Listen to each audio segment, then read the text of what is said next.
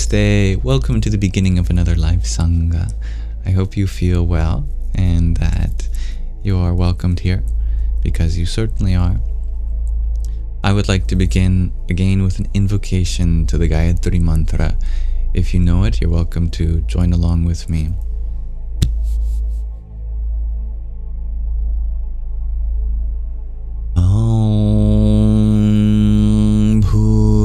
Bhuvaswaha tatsaviturvarenyam bhargo devasya dhimahi dhiyo yo nah prachodayat.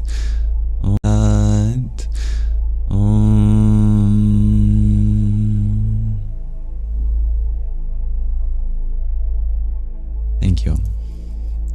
And as we await our first guests to arrive, allow me to set the intention for this space as being a welcoming environment open to everyone, regardless of background, identity, orientation, ethnicity, belief system, whatever. May we all come to express ourselves such that we do not impede on each other, so that all voices are heard. May they come together in harmony. Let us find the unity of our existence beneath the diversity. May we come together as fellow students of life to uplift each other, relate in one another's experiences, and share positive sentiments. Namaste, dear G to infinity. Greetings, Isabella. Namaste, dear Crossfires. Good evening. I trust you are doing as well as you can in this moment, given whatever drama your day has provided for you to work with so far. And otherwise, know that you are feeling valid. Or, I hope you are feeling valid, but I hope your feelings are valid. You know that. This too shall pass. Namaste. Pursuit of a higher vibration. Hello, dear Asad. I'm happy you're taking care of your body. Hello, Xime. Dear Sanguine, you ask, how do you feel about those of us who feed on life energy? Well, we all feed on something in order to make sure that our bodies and minds are healthy. So, naturally, before we ingest anything, it's good to do a little prayer to the life that went into this, at the very least. Otherwise, we can try to be more mindful of where the energy is coming from. Let us hope to be givers more than receivers, so that we leave this world with more than what we get. Besides, everything that we do get, we have to leave as we transition to our next life. Hello, dear Space Dust. Namaste. I have a question which I'd like to ask you all for my question of the day. Today I wonder from all of you,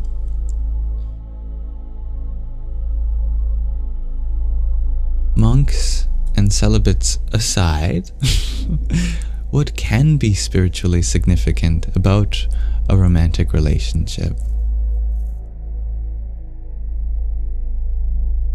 You may find in spiritual circles the idea of brahmacharya, restraining oneself from such experiences, but no experience is devoid of a spiritual lesson. So what about intimacy? What about having that connection between two people is spiritual? I'll let you think about it. Om Namah Shivaya. Welcome, dear Michelle. Thank you, Brandy. Namaste. Michelle, you share that it's a mirror. Ah, you are so right with that. A reflection of our true self.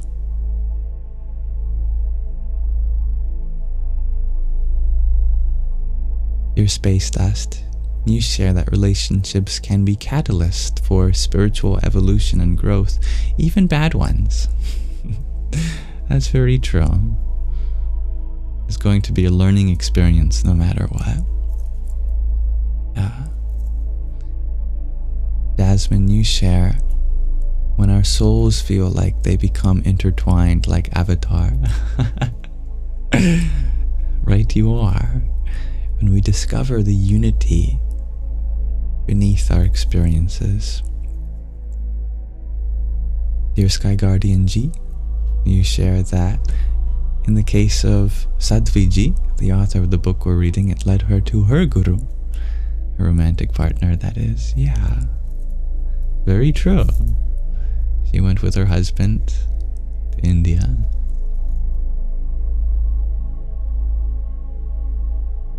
Dear Sadranu, you can tell me if I can pronounce it better. You think vulnerability to another person helps you and said person grow in ways we couldn't on our own. I love that. Sometimes another person can offer us the space for us to be vulnerable. And in that vulnerability, we discover so much about ourselves and what's possible.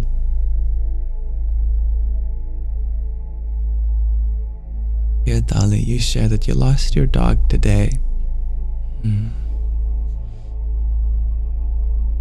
Thank you for sharing that. I'm glad you know this is a space for us to hold some of what you're going through for you so you don't have to. Know that that love that you shared will always remain no matter what. Even if we can't find their physicality, we can find their spirituality. Dear Sanguine, you share that you think that polyamory can be very spiritually fulfilling as well. It requires a lot of trust and open communication and lots of boundaries, as well as fewer expectations.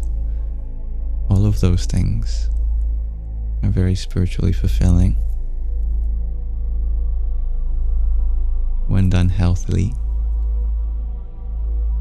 Dear pursuit of a higher vibration, you share the beauty of spirituality and romance as you can help each other awaken in many different ways, sort of like a mini sangha. Yeah, I like that a lot. Lo, you share the growth of each other's soul. Yes. Bill, you share that you learn sacrifice. Absolutely.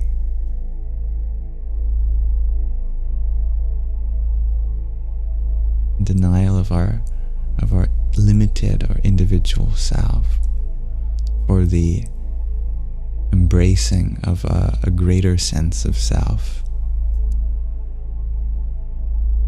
Isabella, you share it's an exchange of energy, becoming one with another being. You are right. Hello, Emma Potato. Namaste. Space Dust, you share that when connecting with a person we love deeply, it feels like merging with a piece of the universe. Oh, how beautifully said. Thank you. Hare Krishna.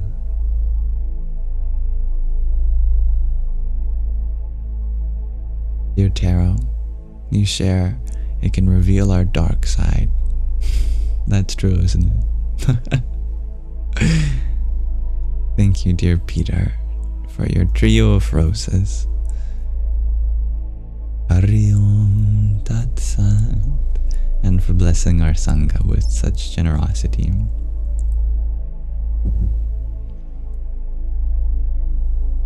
Amber, you ask, how am I so spiritually awakened? I personally feel like I'm not, because there's so much more that I could awaken to. Of that spirit, which I have spent in this life 22 years, now understanding, well, 23 tomorrow, almost 23. Of that infinitude, I know 0%. Because even a million things to know of the infinite is still infinitely far away from complete. Dear Crossfires, you share that every romantic relationship is spiritual as two souls melt into one another. I like that. Thank you, Sven Sirius, for your quartet of roses. Ram Ram. Dr. Jenny, you share the support in a true partnership teaches you that you're safe and free.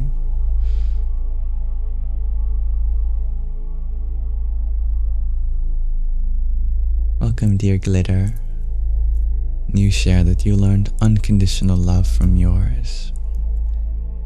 How divine. Viramamika, you share healing each other's inner child and showing each other our shadows and what we need to heal in ourselves. That is very spiritual. Our spiritual self is our inner child. Dear Asad, you point out that romantic relationships enhance growth and connection through shared values. Beautifully said. You're very passionate, Viramamika. I like that. And Sirius, you share it's deeply healing being properly cared for. Absolutely. Namaste, medium rare. That's quite alright. Pratik Kalik. You were just thinking of this earlier today. Well, I look forward to hearing your thoughts too.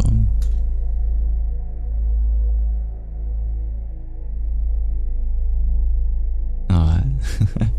Yes, happy birthday, everyone. Raz, you point out that everything is relationship, but is it all romantic? I hope not.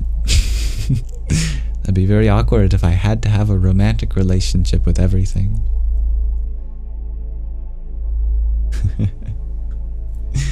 Hello, dear Donsuela. Thank you for your birthday wishes, everyone. Angel, you can see things that normally happen on an internal level happen more externally, which is helpful. Yes. May you share in sharing our thoughts to lighten the load. Definitely.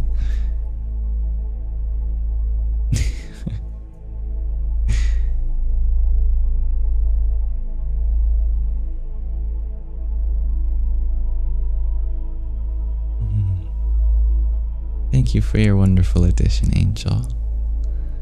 But Oraz, you add, isn't existence in itself a bit romantic? How poetic you are. You sound like Rumi. I think Rumi would probably say something like that.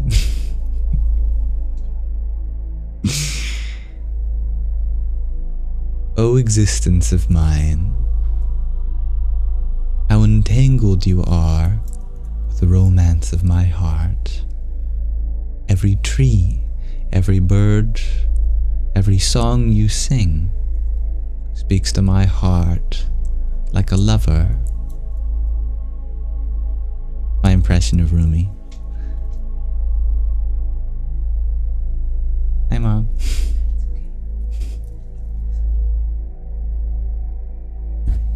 Okay. Thank you, Michelle, for your paper crane too. Hari Om Tat Sat. Huh?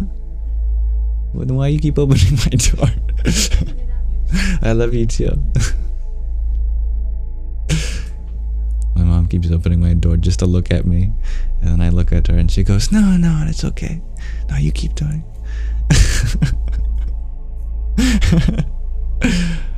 It's a blessing.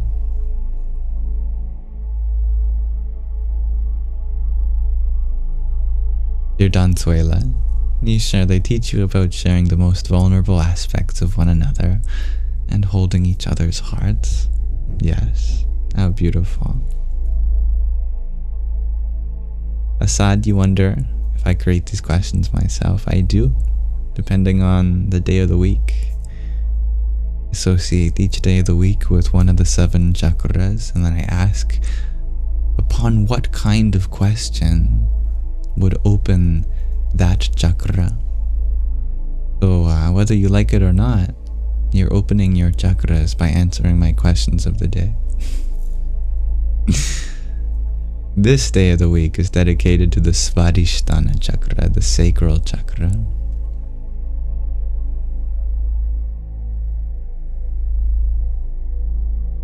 Namaste, Christine. I'm so grateful to be surrounded by such wise people, such as yourself, Xime.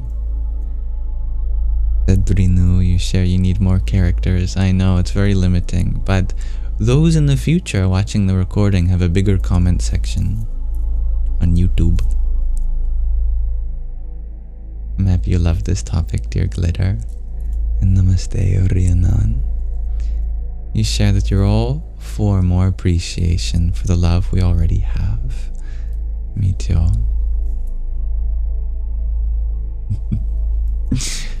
And Chloe, you share knowing more about your triggers through relationships. Absolutely. Where our soft spots are, where our tender spots are, and maybe some very sensitive spots are too. Oh, it's true. It is very sacred for her, dear Dr. Jenny. Some of you are already living in my birthday, but I am still on the 30th of September, as with my mom. Thank you for your birthday wishes, dear Donsuela. And this is to tell all those who wish to join tomorrow that I will likely be with my family. So this is the reason.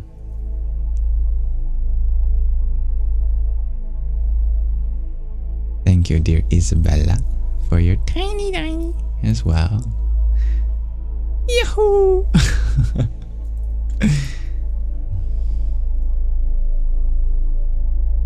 Thank you all for exploring my question of the day together. I'm very grateful to be surrounded by people whom take so much wisdom in their relationships, no matter how pleasantful or painful they were. There's always a spiritual lesson we can learn through them.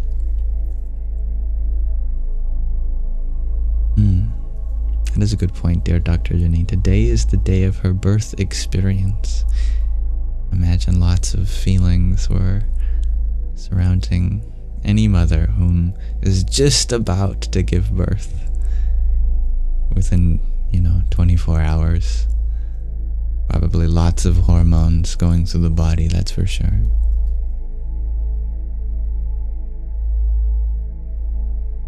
I say happy birthday to you all because when I was younger, I thought it meant I love you, which is true. It does, in a way. When we say happy birthday, it's a kind of love for one another. But it would be a problem when I'd go up to strangers and I'd say, happy birthday, happy birthday. And my parents would have to explain to them, he thinks it means I love you. Just say it back. And so I tried to make everyone have a happy birthday and therefore, in return, gave myself a happy birthday every day.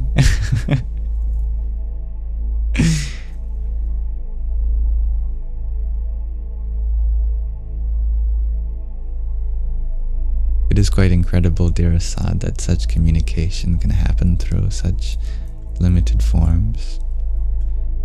Radhe Radhe, dear Magdalene. Will echo your sentiment of hoping everyone's heart being well in this present moment. Thank you for being part of this space, dear Sedrenu.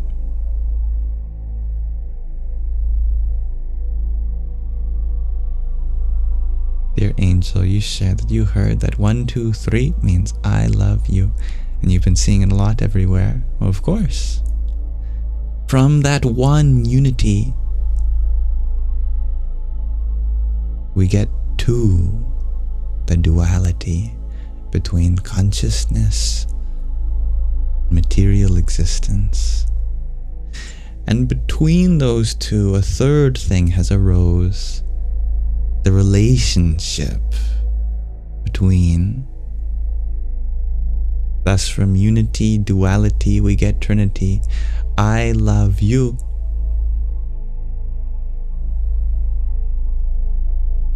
One, two, three. Subject, the love, and the object.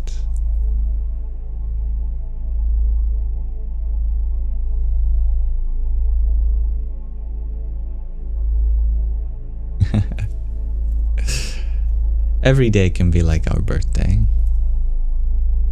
because you deserve to be celebrated, not just on one day of the year.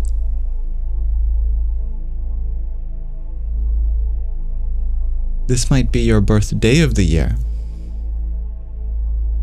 What about your birthday of the week, or your birthday of the month, or your birth minute of the hour? Or your birth second of the minute, or your birth moment of the moment, your birth present moment of the eternity. We can celebrate that each moment because it's the same moment.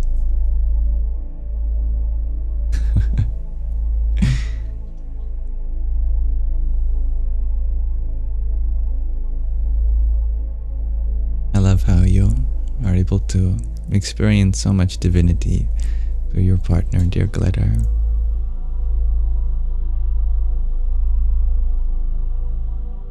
Dear Spend Serious, when's your birthday? Coming up this month, Joe. Good night, dear Linda Lou. Thank you, Spend Serious, for your trio of tiny tinies. Yippee! It's on the 26th. I will have to celebrate it too. Starlight, wow. Thank you for your tiny tiny.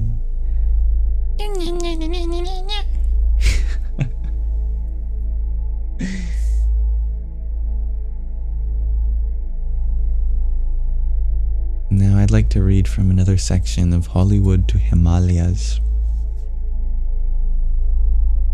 A journey of healing and transformation of our dear author Sadhvi Bhagavati Saraswati.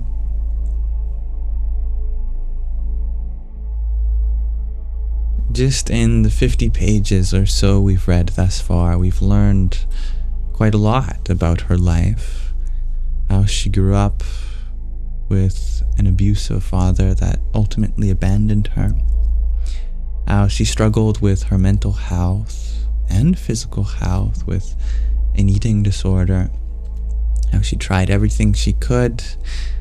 She ended up getting a little better slowly but surely, but always had something in the background. How she met her husband Jim very early on, and the two of them became PhD students in psychology. How they went to India for Jim's searching of a guru, and she was just along for the ride. But when she dipped into the Ganga River, an image of the Divine Mother appeared before her, and of course all of her studies of psychology could not prepare her for this.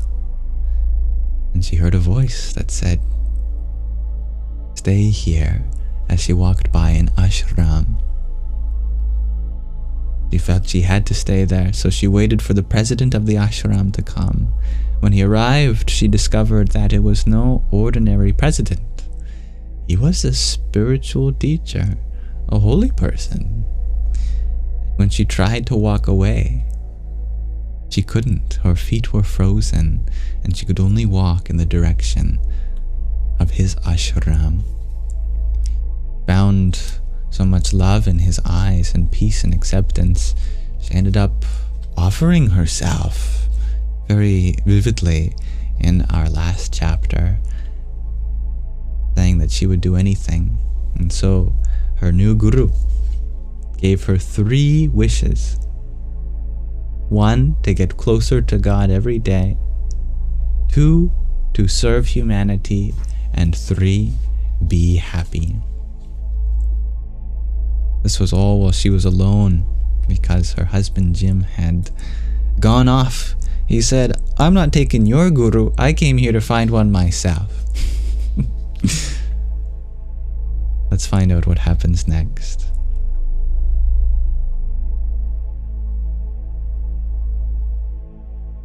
Chapter 11 is called Jim's Return. Meals at the ashram were served in a large hall. We sat side by side on thinly woven chadais, cotton mats, and sang as young men in flowing yellow dhotis, which are fabric wrapped around the waist and tied through the legs like loose-fitting pants, and yellow kurtas, as our host in Ururki had worn, served food to us from large metal buckets. Meals were usually a potato and vegetable dish lightly seasoned with cumin, turmeric and salt, dal, lentils, typically yellow mung dal, and freshly rolled whole wheat chapatis.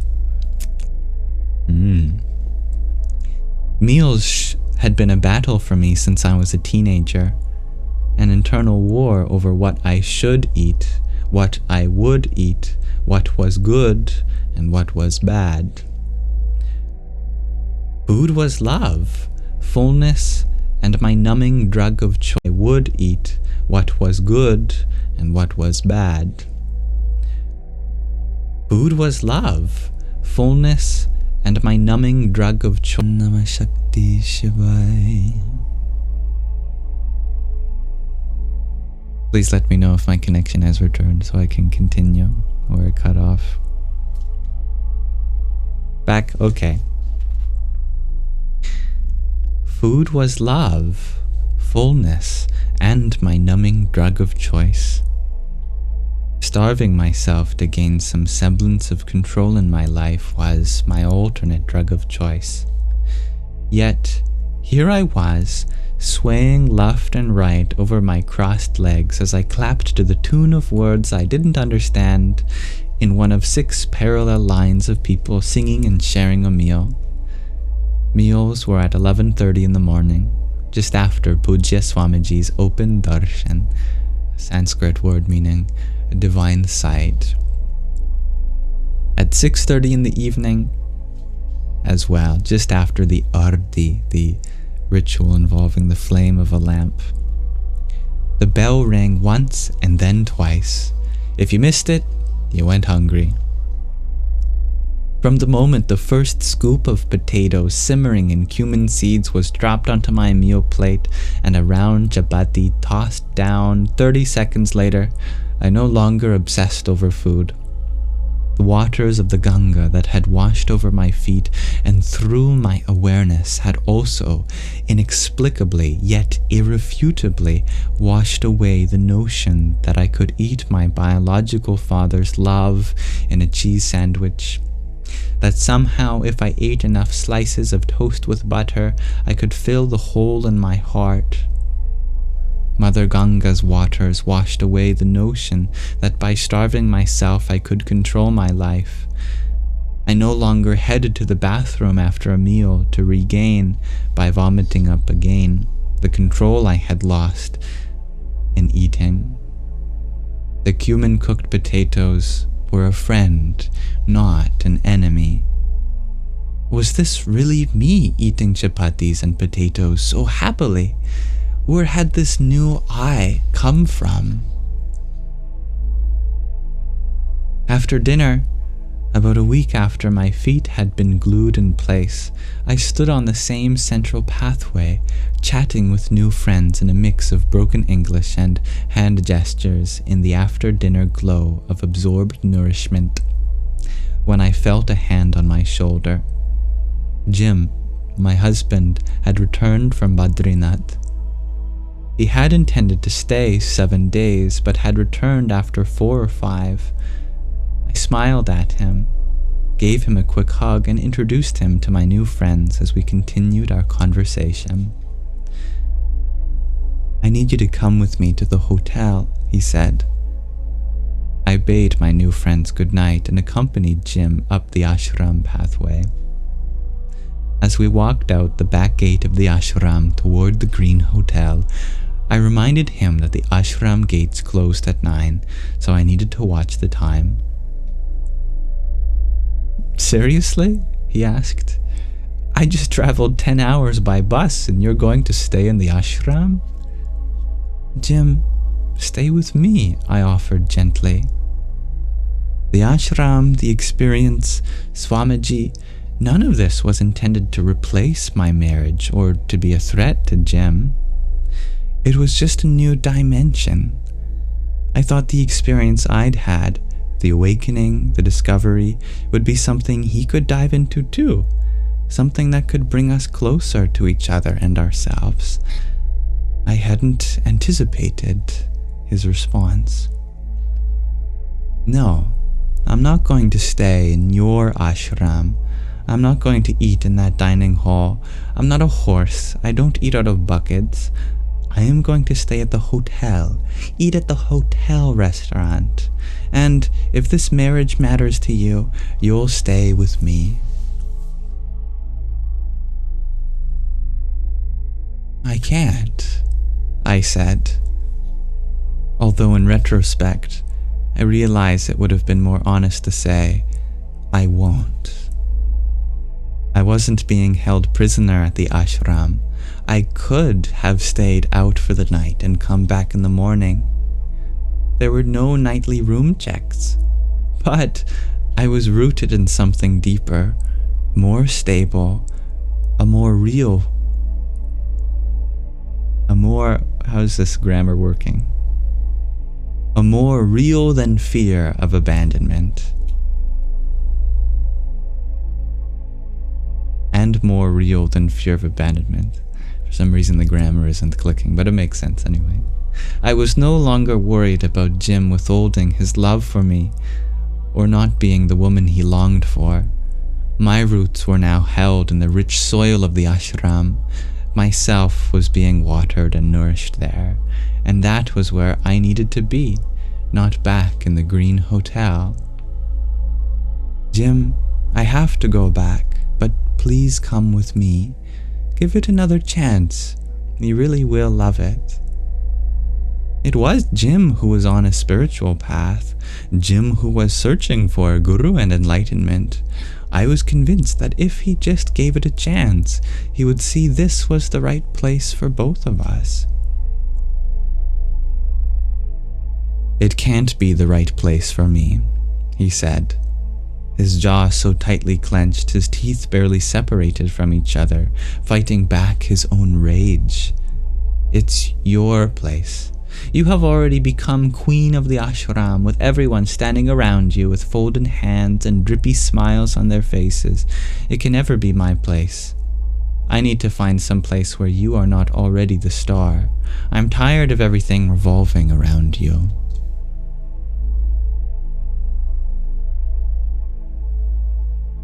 That was it. We sat in silence for many minutes while he ate dinner at the Green Hotel. When he spoke, he told me about the girl who sat on his lap for 10 straight hours, throwing up out the window of the bus the whole way to Badrinath. He told me about the flu and fever he had had, about what he'd gone through to get a bus back. Not a word about what was happening to us. I have to go, I said quietly after dinner. It's almost 9. Are you sure you don't want to come? I'm sure, he replied casually, the earlier anger and sarcasm having dissipated. I'll see you tomorrow. As I walked back toward the ashram, I thought, maybe he will be okay. Maybe he'll come around and realize how amazing this place is. Maybe some of what is happening to me will happen to him.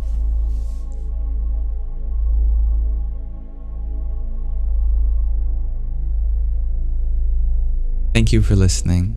That is the end of chapter 11. So, it seems as though this spiritual transformation is also one which is creating a bit of a romantic transformation. For greater unity or diversity, we'll have to see next time. Namaste.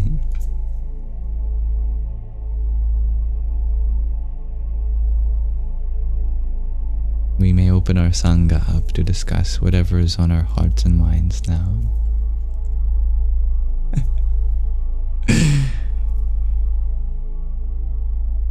Yeah. We love a confident woman, staying in her place, not being moved by her partner, no matter how angry he may get.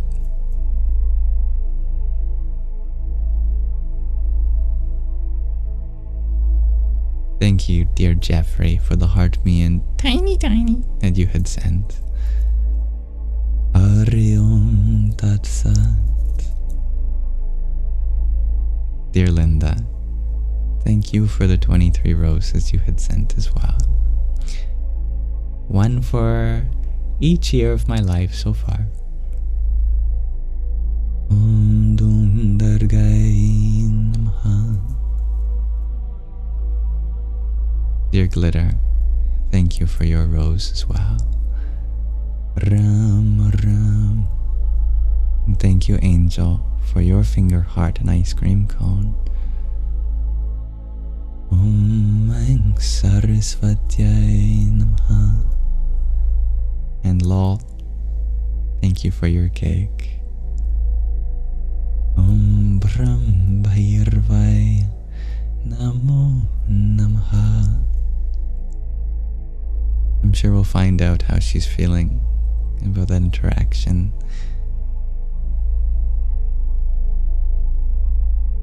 As our reading goes on.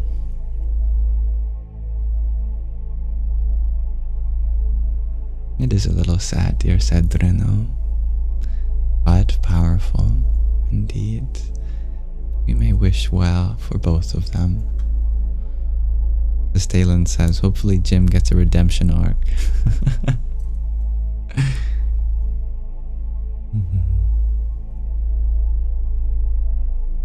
Hello, dear Haley. Thank you for your well wishes. Guy Guardian, you ask if I choose the question of the day reading in advance. No. The first time reading each part of our book is the first time for me too.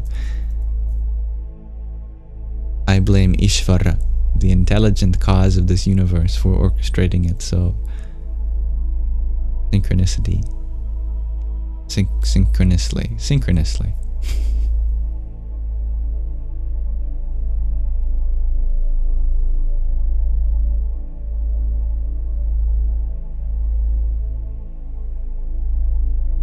Thank you, dear Jeffrey, for another friendship necklace. Ariom Tat Sat. Don't spoil the book, Sky Guardian. You're so mischievous. Cody Jane, thank you for your heart me.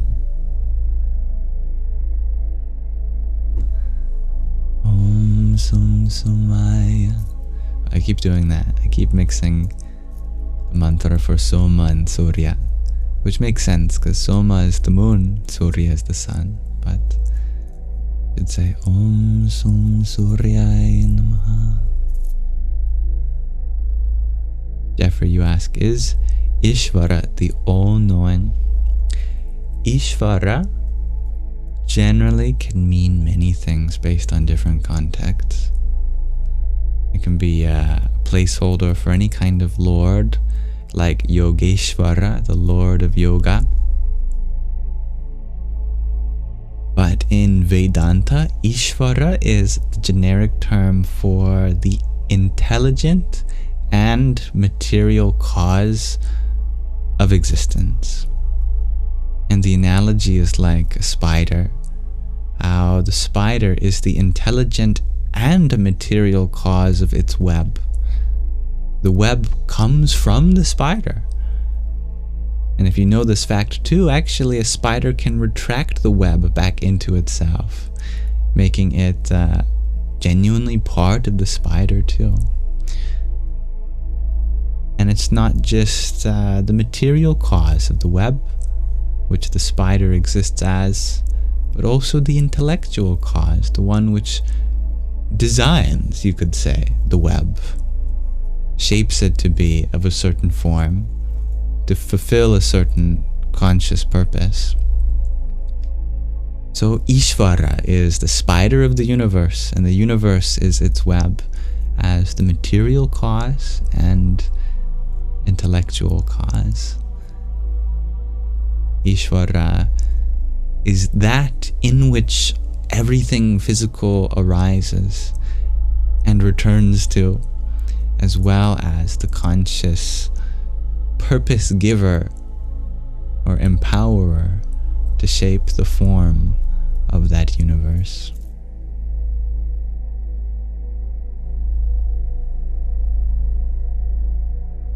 Dear Steph, thank you for your finger heart too.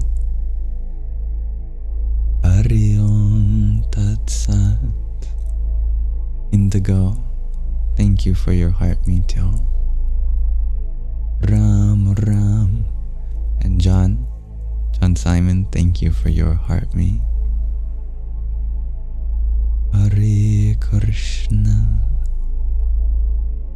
And I like what Sky Guardian added to Īśvara cannot be all-knowing, otherwise free will doesn't exist. And that's a beautiful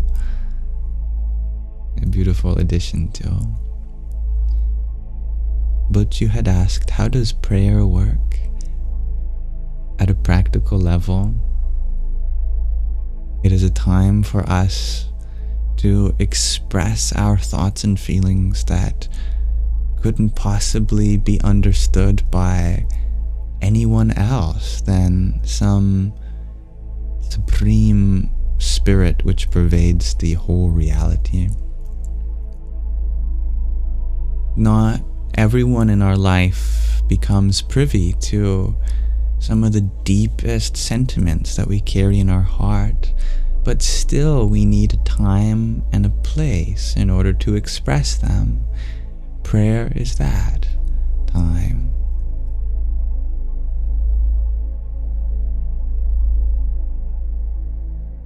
Jai Ma. Dear Moonlight, you are sad tonight. That is okay. I am sorry your heart feels broken. Know that you are whole.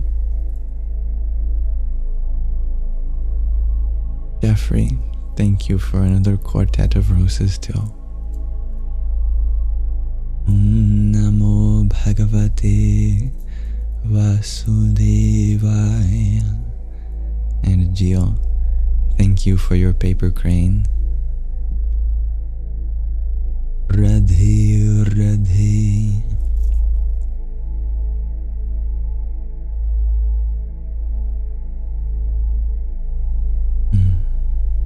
Thank you, dear Jen. Spirituality got into me. I don't think anyone can choose to be spiritual. It just kind of happens, doesn't it? Edrino, you ask, would God be a synonym to Īśvara, or is it a bit different?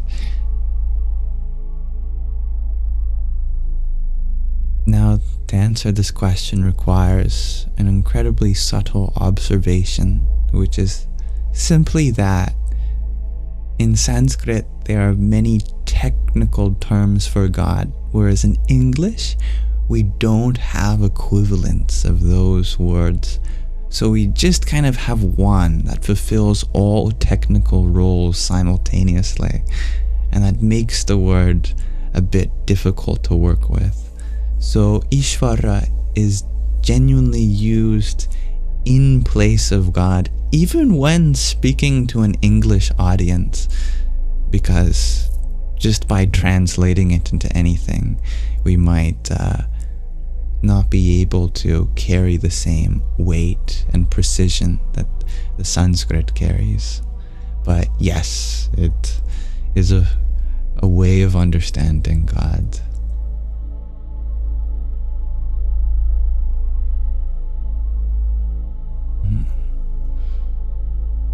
Your moonlight sounds like your mindset and your physicality are experiencing hiccups. Well, not physically, but I mean symbolically. Obstacles in the path. That's okay. Remember that the mind-body connection is very strong, and a happy mind is necessary for a happy body.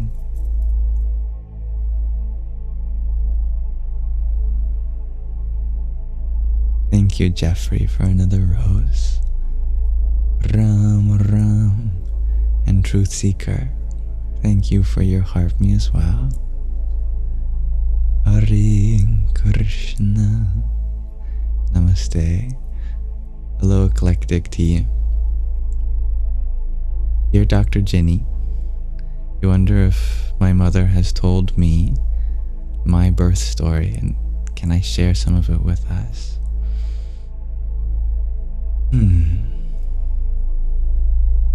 You know, I am not aware of any story surrounding my birth. Maybe she has been keeping something hidden from me.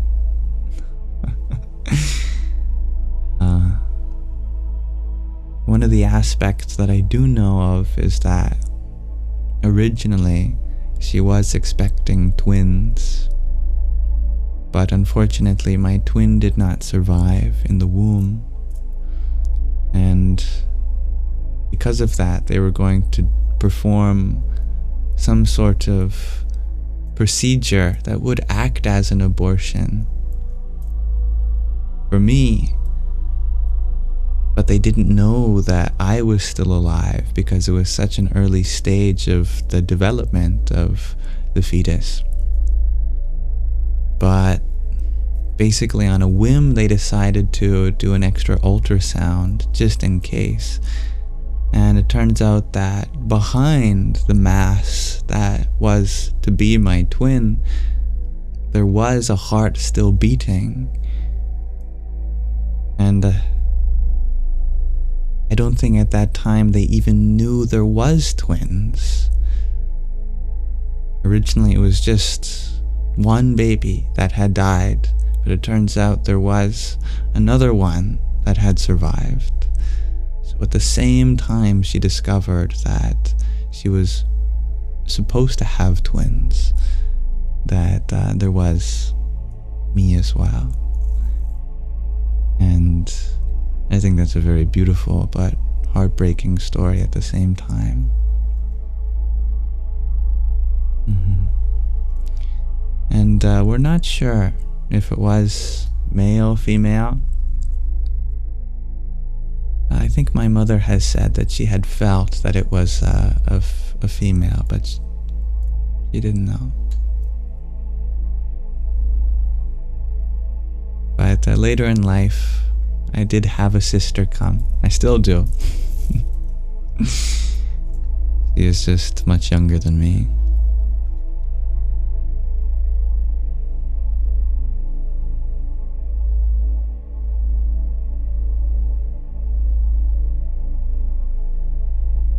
And thank you, John F., for your heart meat, friendship necklace, finger heart, and a tiny bee.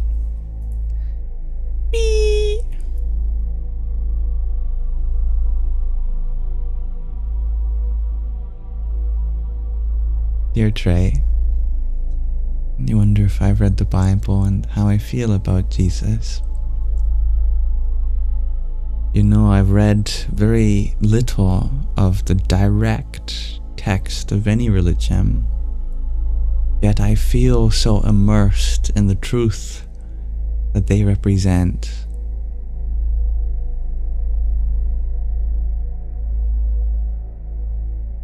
I feel very blessed in that way, that I need not even open a scripture to feel like its words are already written on my heart, whether it be the Bible, Torah, Quran, Guru Granth Sahib,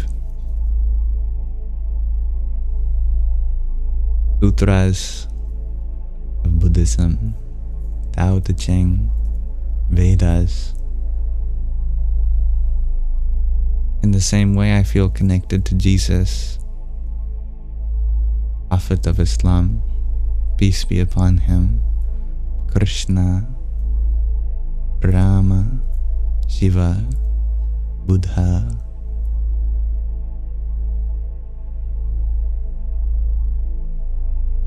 Adonai, Allah. It is just one divinity expressed in many ways. Adonai, Allah. It is just one divinity expressed in many ways. Thank you, Liam Walker, for your Heart Me and Team bracelet. Jaya Satchitananda. Oli, thank you for your Heart Me too. Arihi Om Tat Sat.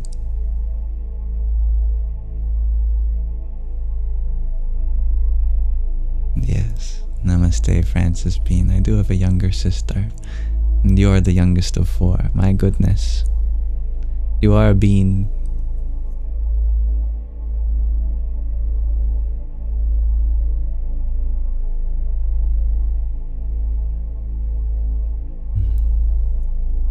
I'm happy to hear that. Ola Faru. If I can pronounce your name better, please let me know. Right. You've never been more grateful for ultrasounds, Dr. Ginny. Me too.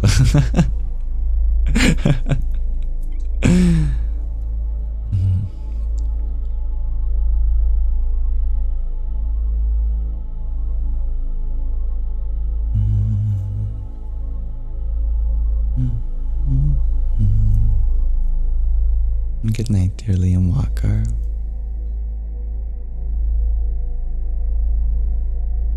And thank you, dear Notebook. My mom is a very strong woman indeed, but she has spent a long time discovering her strength, her independent strength that doesn't come from anyone else but her.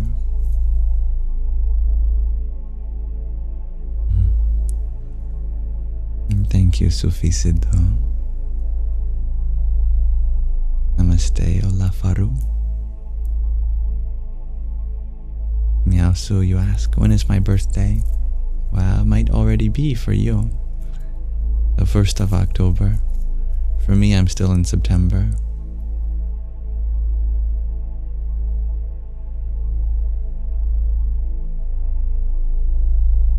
Dear Michelle, thank you.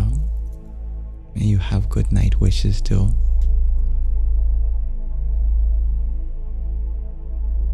Thank you, Meowsu. Thank you, Catherine.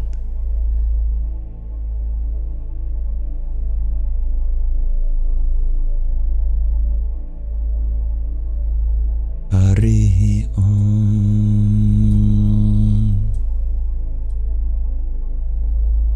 I suppose I am a Libra, but I feel truth within every sign. Dear Liam, thank you again for all the gifts you gave, which were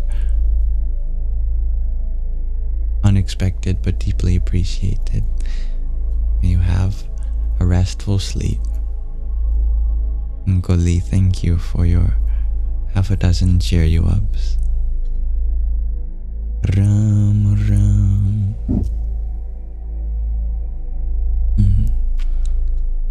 Thank you for your birthday wishes, everyone. When it's my birthday, it's everyone's birthday. Happy birthday to you too. Dear Sue, thank you for your rose as well.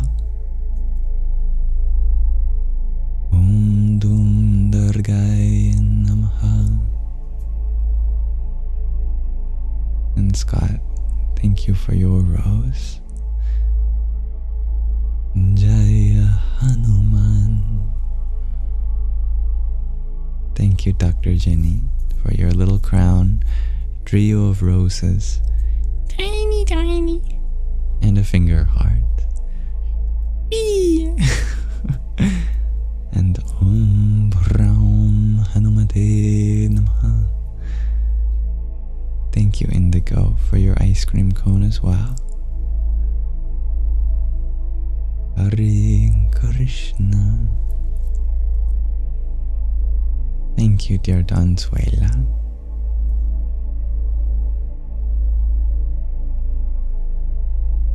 Thank you, Bubbles.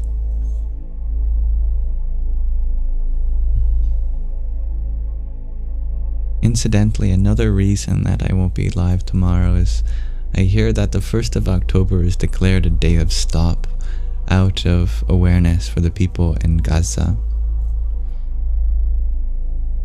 And I'm very blessed to have that coincide with my birthday. It means that on my birthday, people will be silent, so the voices of the vulnerable may be heard louder than ever. As a birthday gift for me from the universe.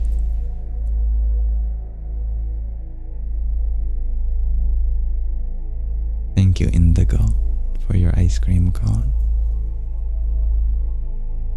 Ram Ram.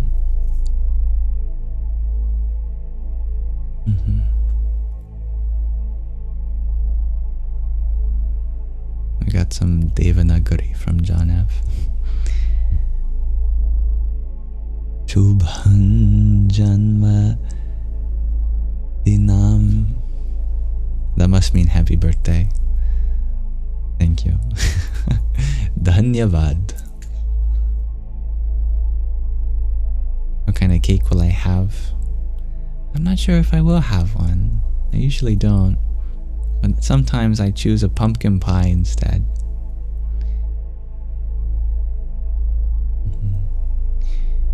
Dear Gregor G, you had also asked how I would...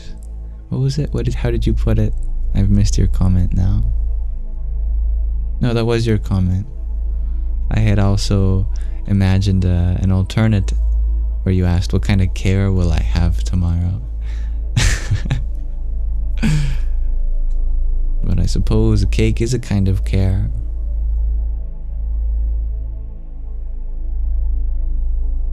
Dear Gregor G, you share that Nish the fish also said tomorrow is very auspicious for meditation on Kali. Oh, how lovely. Yeah, that reminds me of a fun fact about Kali and I. This is going to take a second to set up.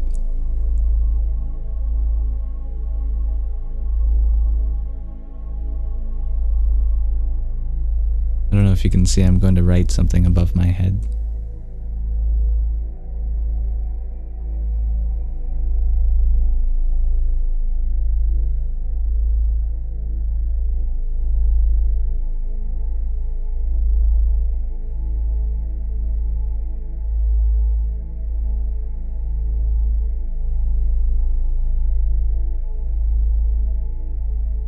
This is my full name, first, middle, and last.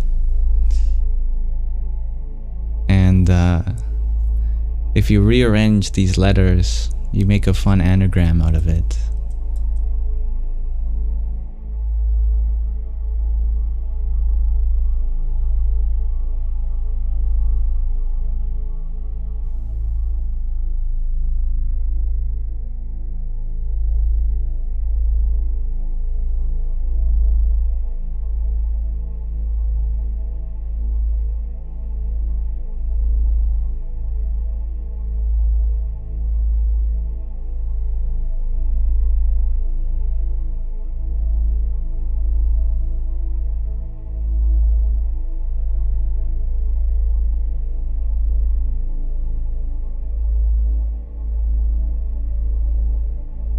So I like to consider myself as the anomaly by Kali.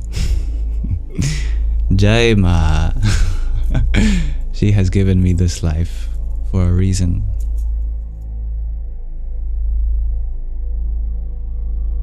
Om Kring Kalikai Namaha.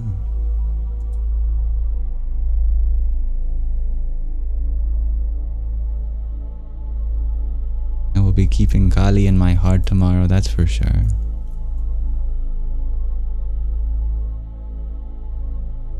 Thank you, Dan Hao Yu, for the heart me too. Jai Sita Ram. Ushabai, thank you for your flowers. Hare Krishna. And Sufi Siddhu, thank you for your pair of roses. Om Namo Bhagavate Vasudevaya. Very much giving you Harry Potter and the Chamber of Secrets vibes. Yes. Tom something Riddle. I forget his middle name. Something very goofy.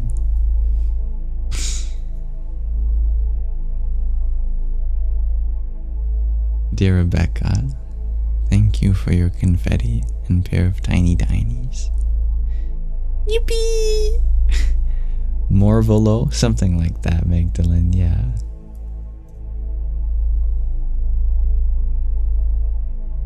Isabella, thank you for your trio of ice cream cones and trio of roses.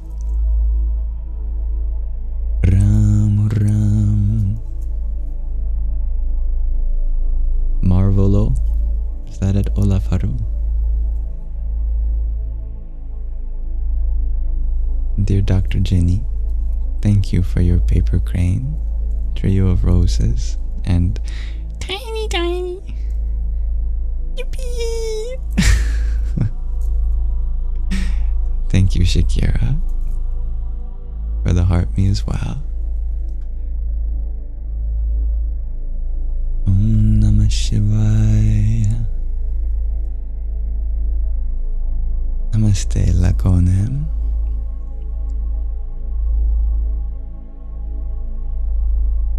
You only ask, who is G2 Infinity? And what is this about an email dump? I'm not sure about the email part, but G2 Infinity is one of our moderators here. And she is, a human being like yourself. One in whom the divine pours herself through. And I'm very grateful to have here. As with you in it as well.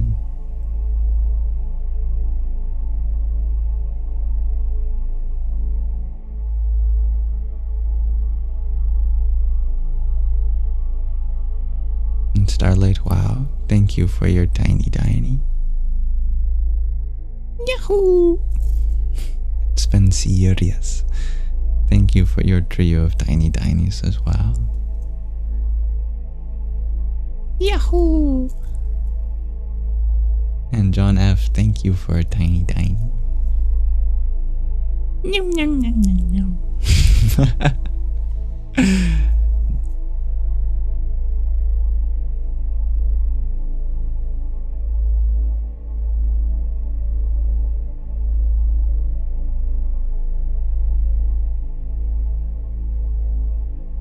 Dear Kalki Ji, thank you for your rose. Om Namah Shakti Shivaya. And Shakira, thank you for another tiny.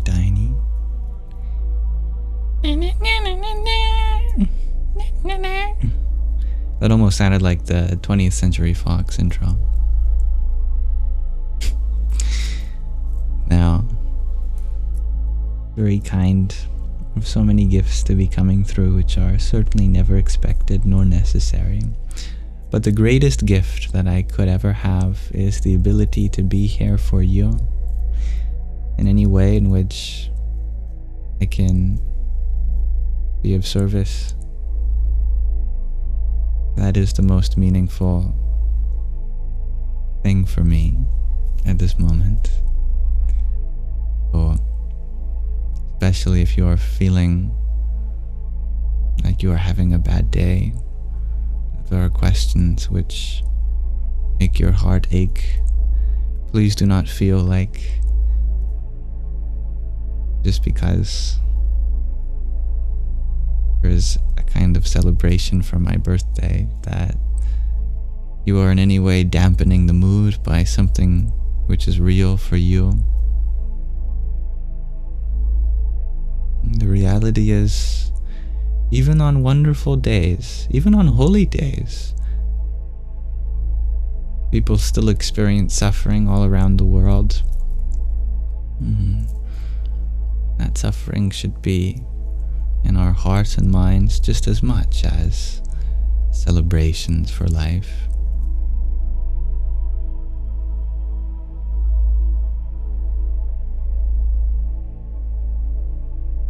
Marlo, you ask, what is my preferred spiritual practice? In one word, seva. To serve the divine within everyone and everything.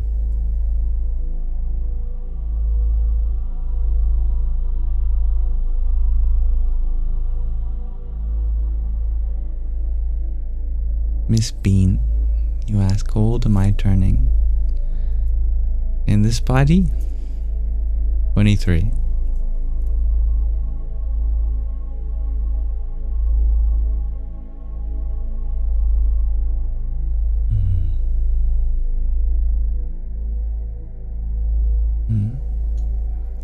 I'm not sure what you're asking, dear Ray, but if there are other words to approach this question, please feel free to find alternate ways to explore this topic together. Dear Marlo, you ask, can we tap into that divinity within us directly? We are that divinity directly. And it is directly from that divinity that we are able to serve others with love, with kindness, with humility, with patience. That is that divinity itself coming through. Our bodies, our minds is the tap. The reason we call a tap is because before it existed in our kitchens and our bathrooms, it was something that we tapped into a tree in order to extract sap or syrup or rubber or other kinds of liquids that a tree produces. so too, we, in our bodies and minds, are the tap to the source of life, through which the elixir of life flows, the nectar of immortality, bliss, supreme bliss.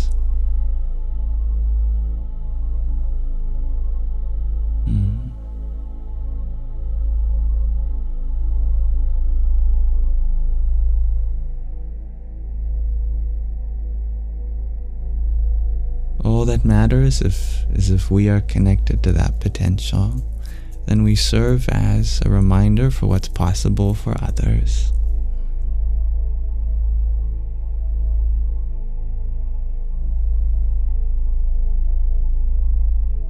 Thank you, dear Daisy. Much love to you too.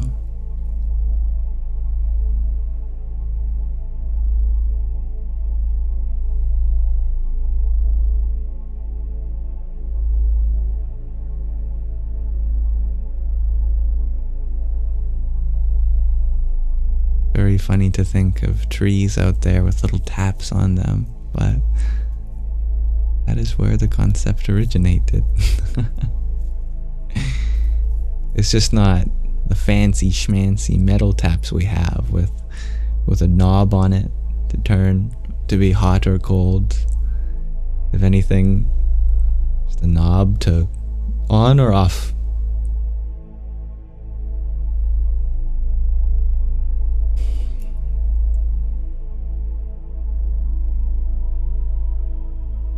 May the sharpness of our own intellect be that which is also able to tap into the sweetness of nature.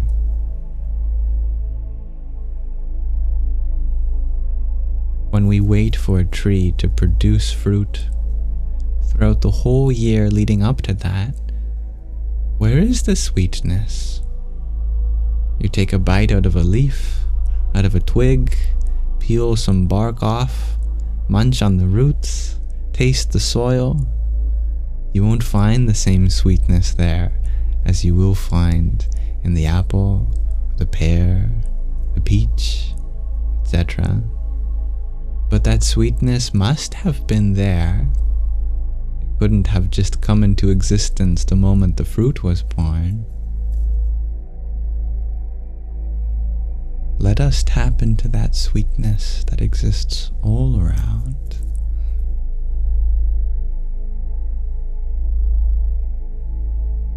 Thank you, Kali, for your cheer you up.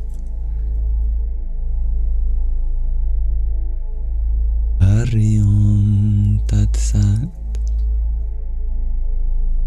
Dear Kalkiji, you ask what lies beyond enlightenment, beyond the dissolution of self.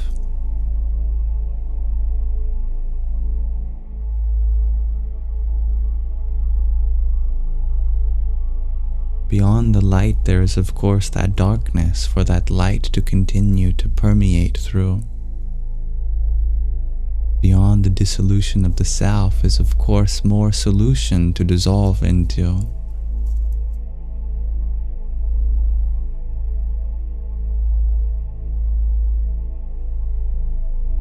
When even the duality of existence and non-existence fades into the void, and we find a kind of non-duality between duality and non-duality, such that there is wholeness both in our unity and in our diversity. There is love to be found in our separation and our togetherness.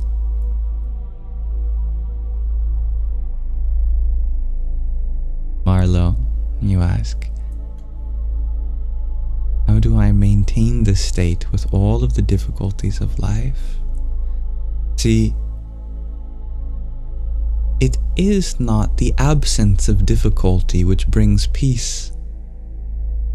It is the empowerment of difficulty that peace provides.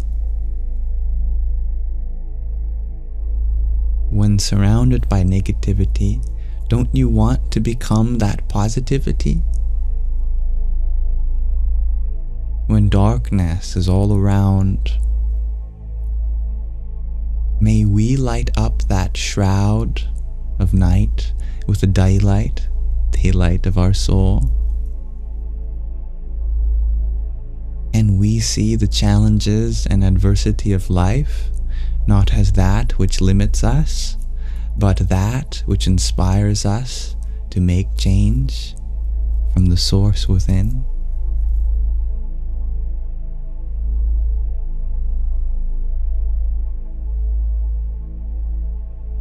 Dear emanationism.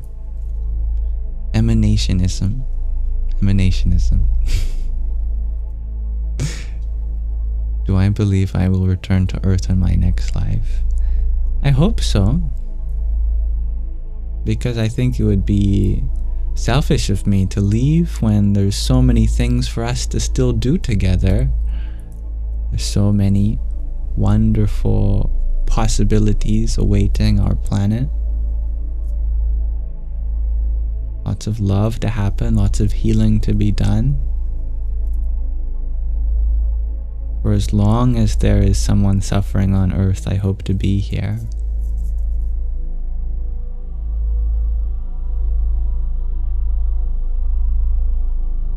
Dear Tapini, thank you for your heartmeet. Om Dum Durgaye Namaha. Me.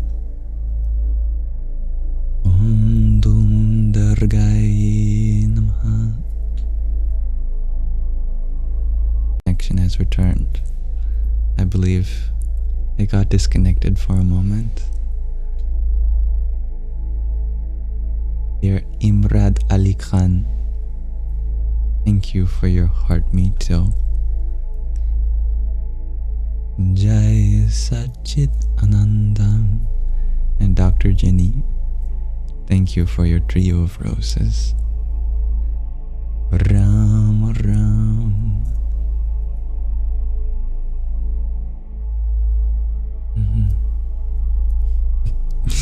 How interesting is it, dear Francis Bean, that rubber comes from a tree? Or at least one kind of rubber does. I'm sure there's all sorts of new ways of producing it today with newfangled technology. But yeah, you would take the rubber of a rubber tree and process it in a certain way.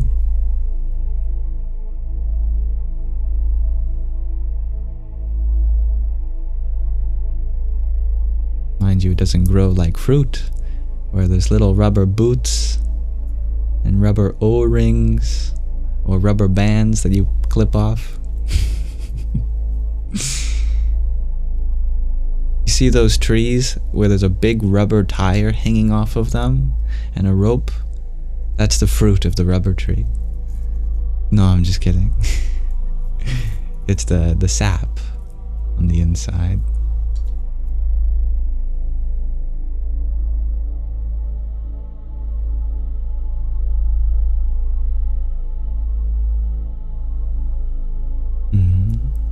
They only ask, you share. You know, everyone asks who is God, but does anyone ask how did God come to be even before creation?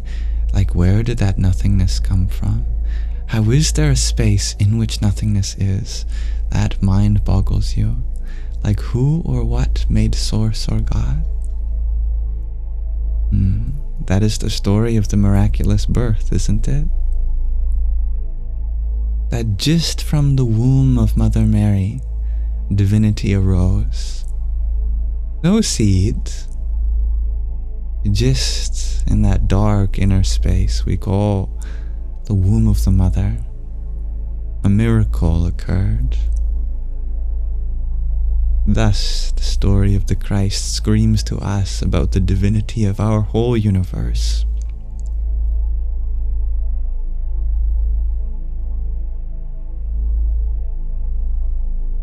Like a child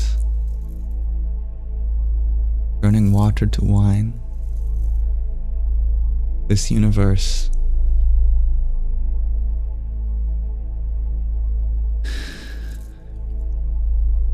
makes miracles before us out of a kind of desperation for us to understand that its source itself is miraculous, and that miracle is a treasure to revel in. The mystery is there to mystify us.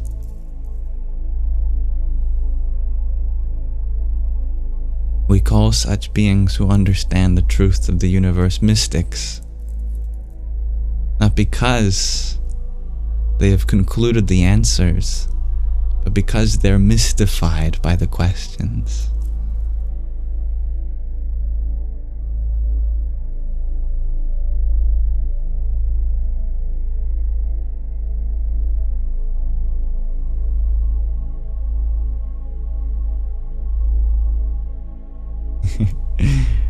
I don't mind oatmeal.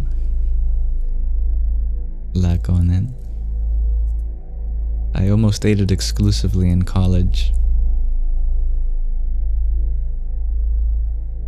But you know when you eat something so many times that you never want to eat it again?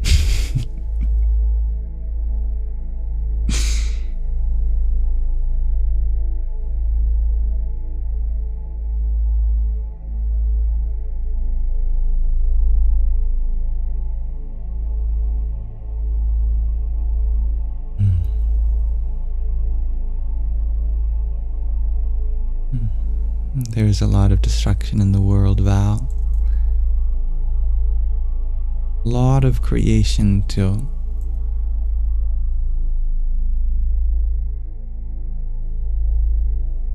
Lautashino.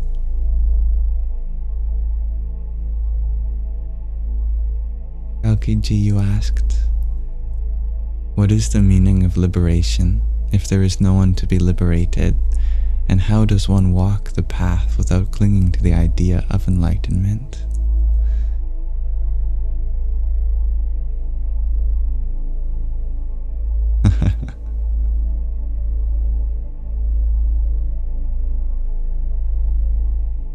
As Ashtavakra says, you are already free. Your only bondage is not seeing this. In other words, it's because we believe we're not liberated. We believe to be defined by finite things. We let our circumstances limit us rather than inspire us to become free. And enlightenment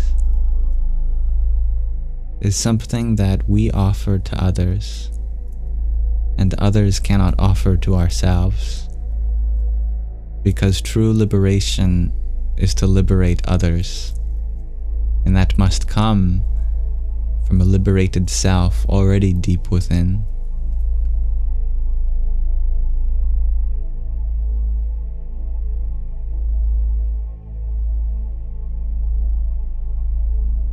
Dear Hee, when you share, you don't know what to do because you feel useless and can't get out of feeling sad. You don't have to. Sadness is a beautiful thing, and anyone who tells you otherwise must not realize the beauty of your being. You are beautiful when you are happy, and you are beautiful when you're sad.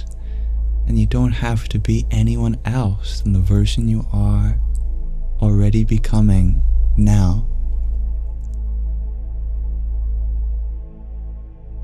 Let your tears be the moisture that hydrates the life of life. May they refract the light of your inner divinity and cast rainbows on everything around you. May this pain that is inside you and weighs you down be one for you to realize is not a rock, but a ship upside down. Carry it to the surface and man that boat grab its wheel and captain it to the shore of hope.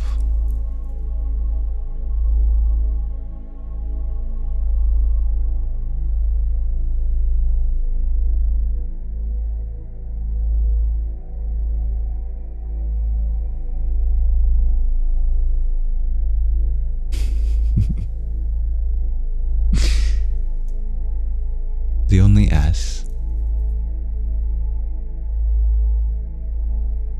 You ask why at random moments I put my hands together as if give thanks and put them down.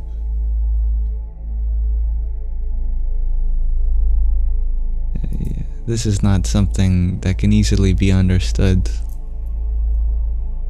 but it's for the thoughts that people carry but do not express them.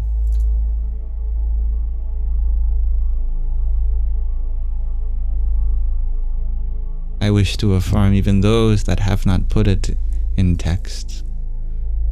And when I feel you have thought a good thought, I wish to affirm you beyond words.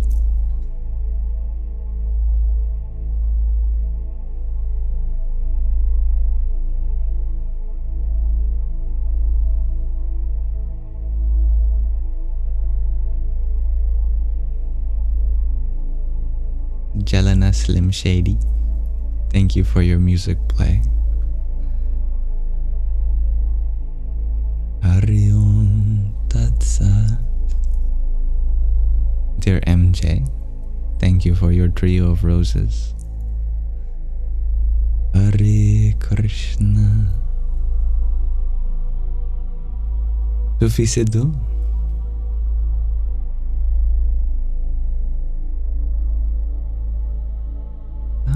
It is up to the individual to decide who they want to vote for. I am in Canada, so I will be not voting in the US election, given that it's not mine to vote in. I trust everyone else to educate themselves, and may we recognize that whatever happens politically, that great change does not happen at the top and work its way down. It must happen at the lowest levels and then work its way up. Let us first vote the love in our own hearts to be there, and may that extend from one heart to another, from our family to our neighbor, our neighborhood to our community to our town, town to city, city to state, state to country, and country to the world. May change happen from within to without.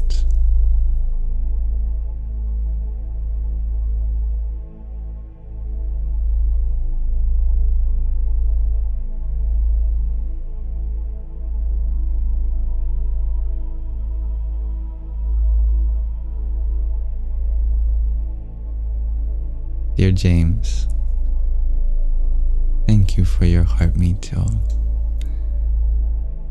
Hariom Tat Sat. Dear Hihi, you ask, is praying useful? And how do you do it right? Do you just ask? Can I tell you a joke?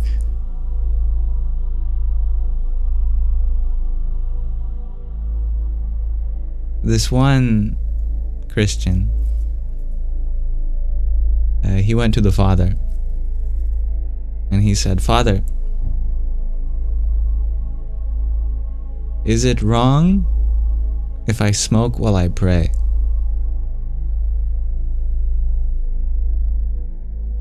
The Father said, "Well, I wouldn't recommend it."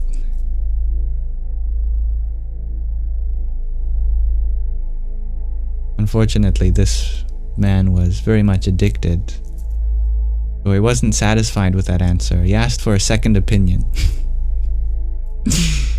He went to the church down the street, and he asked the Father there, "Father, is it okay if I pray while I smoke? And when he put it like that, the father said, of course, my son. You can pray no matter what you're doing. You can make any activity into one with prayer.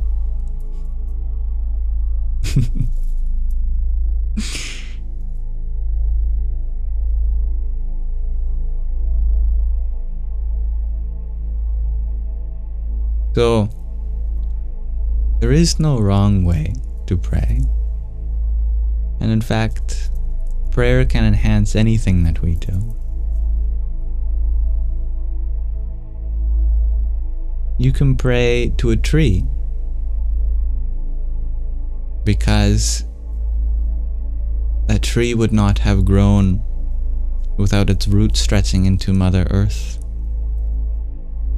You are connected to the whole of the earth through that tree.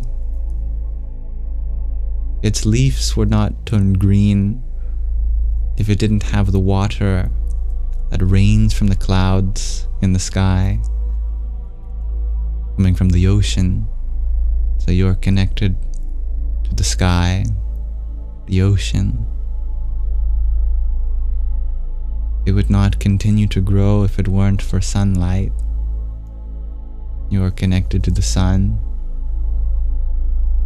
just by praying to a tree. It would not exist without all the decomposers in the soil, very low on the food chain. You are connected to all of life. You can take refuge in a tree. You can take refuge in anything. What you choose to take refuge in is a personal choice.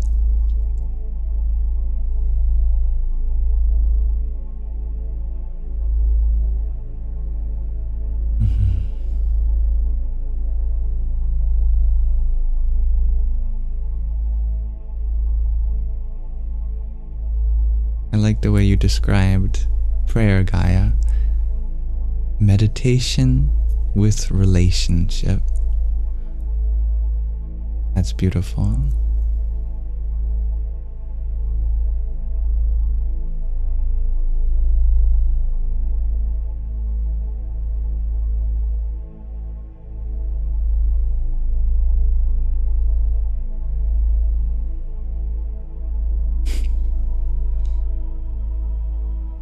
Namaste, dear soul.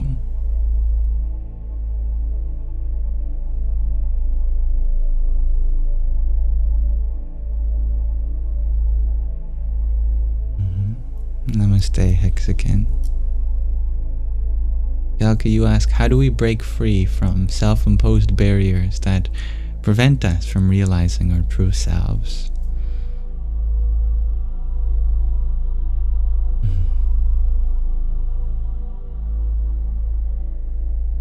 By recognizing that ultimately we only created those barriers so that we may break them down. Their purpose was only to temporarily limit us, so that we may discover the joy of transcending them.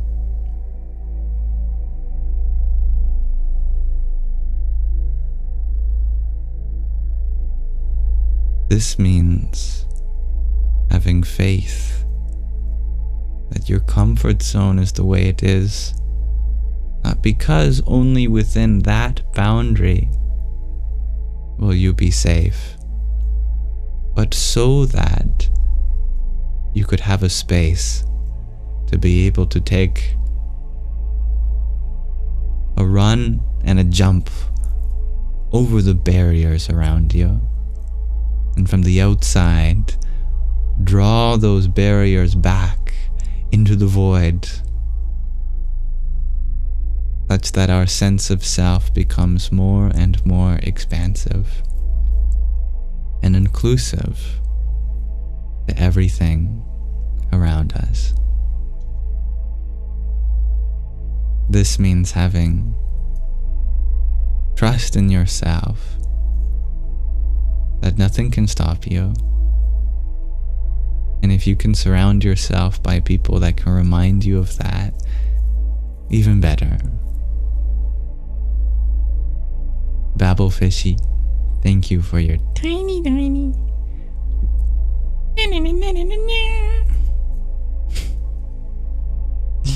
James, thank you for your paper crane too. Hari Om Tat Sat. Thank you, dear Anna. Happy birthday to you too. Good night, dear Xime.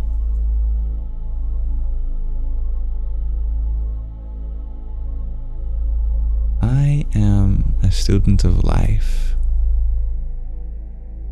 I study from every part of it.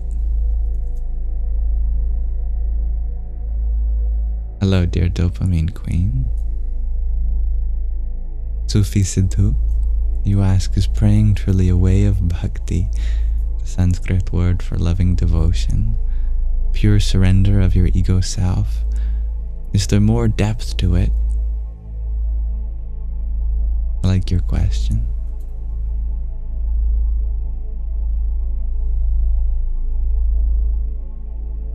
To me, prayer means to set your intentions. Set your intentions for what you want to bring out into this world. We may pray for things to happen to us, but higher than that, we can pray the ways in which we can happen to others. For example, I may pray for my mother's health, or I may pray to have the strength to be able to carry some weight off of my mother's shoulders so that she may have the space to heal herself. I may pray for a lot of money, or I may pray to find value in everything already around me. I may pray for determination to set my standards and climb the ladder of my position in order to generate wealth for my family. I may pray for wisdom, or I may pray for the challenges around me to be suitable tasks for me to discover what wise perspectives required to solve those challenges. In this way, prayer can be a form of loving devotion by getting us in touch with that source within us that's capable of bringing out creation and all of the spaces that may hold weight, the gravitas, the presence of the world around us.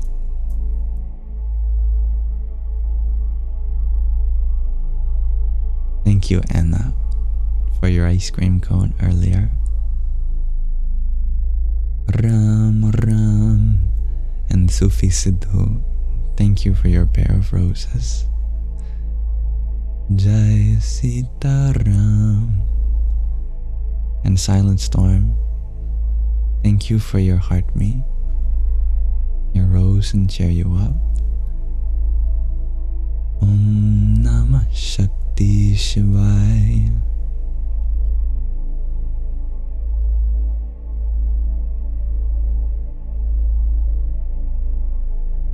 Om Shri Mahakalikai Namaha.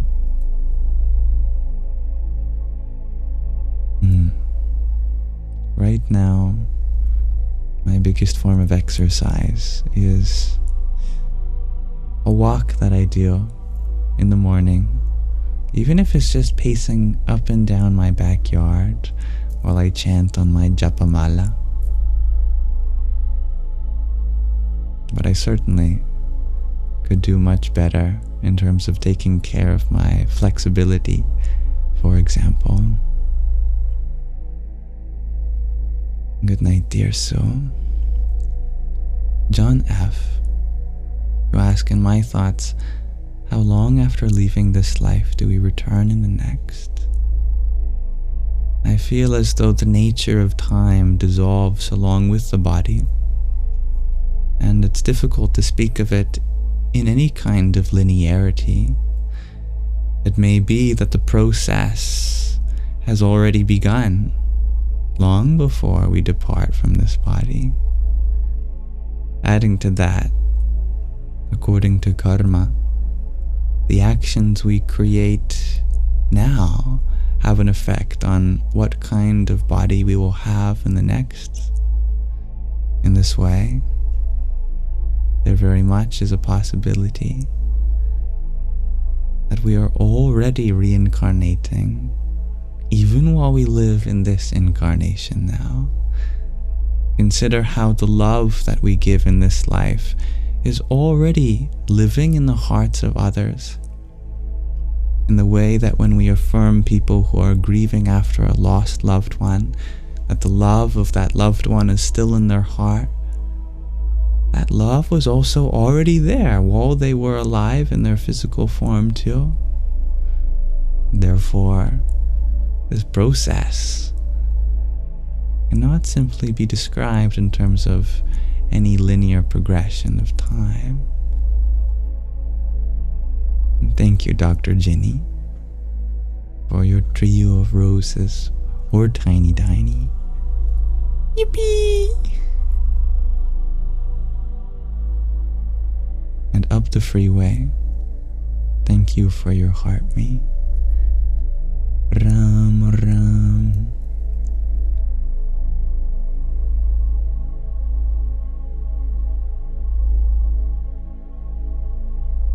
Dear Judah girl, you asked if I can talk about mudras and how they relate to meditation. You may find that meditating in any particular position is not enough. You want to engage as much as you can in the pursuit of meaning. So we may dedicate our very breath to form the words of the divine as we chant mantras. We may dedicate the forms of our bodies, fingers, and hands to symbolisms present in spirituality also. The more we incorporate into our meditation, the more we feel one with the process.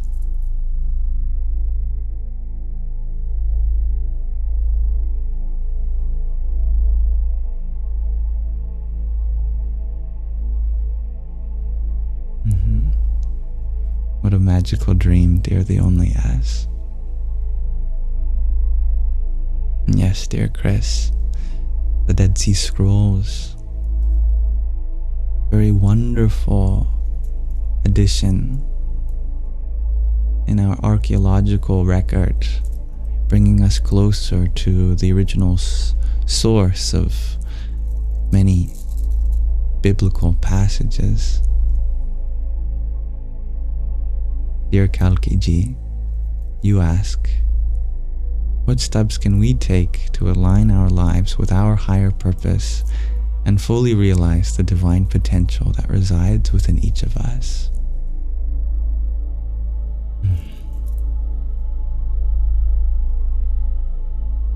Just take any part of your life and ask yourself, how can I do this with even more meaning, even more enthusiasm? If there ever was some spiritual significance to this act, no matter how mundane, how might I live as though I am an embodiment of that truth? Whether I am contracting my muscle to reach for that glass, bringing it to my lips, swallowing, if I am brushing my teeth, listening to a friend, petting my dog, Life is made up of one small action after another, and they cohesively form the story of our life when we zoom out. But we can't live our whole life at once. Only what is possible in this moment. In this moment, your next action is going to be a small one. You are going to press the volume button on your phone.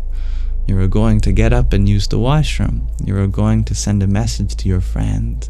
No matter what it is, find a way to make that the most meaningful action that you can in that moment. You will find higher purpose when more and more parts of this life become purposeful, from the small to the big.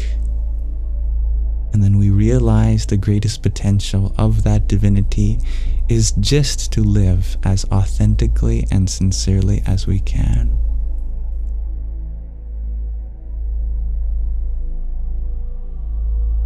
And I love your reverence for nature, dear Flor.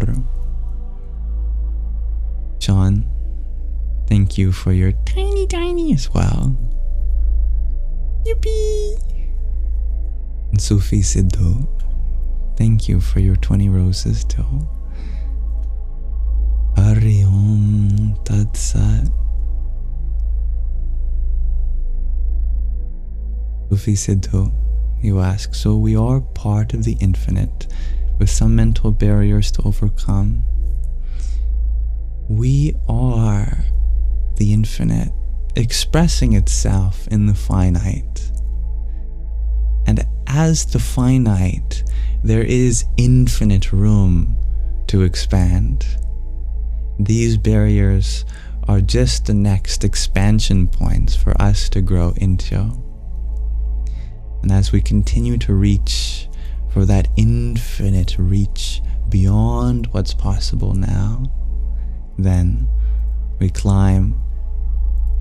The finite can never truly access the highest reaches, because even 1,000,000 out of infinity is still no closer than 1,000,000,000 out of infinity, or further away. But there's always something higher for you to go, as you can take anything finite and always add more.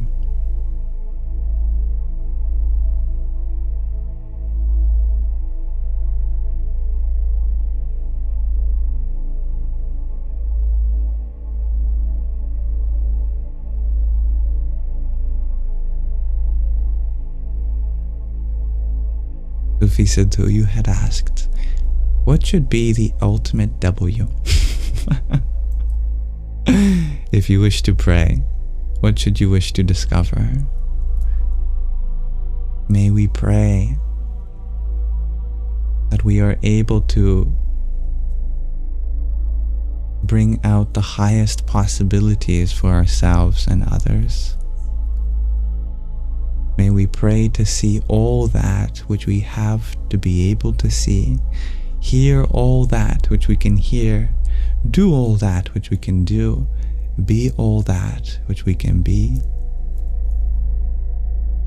May we pray for our sense of self to become that which is unlimited. Let us wish to discover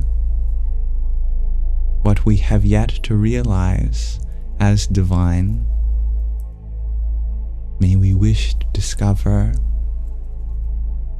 anything which can bring more meaning into our lives and others.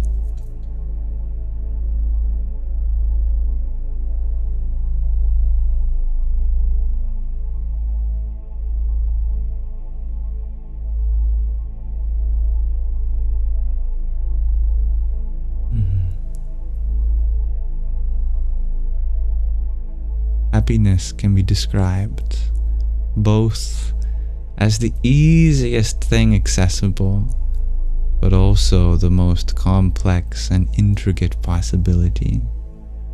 Because on one hand, happiness is always there, we just have yet to express it. On the other hand, how we express that happiness depends on what occurs to us, since our circumstance limits our ability to express ourselves. In order for that happiness to become expressive, we have to become adapting to the changing moment. Even though that stillness behind carries our happiness eternally, we just have to realize it as so.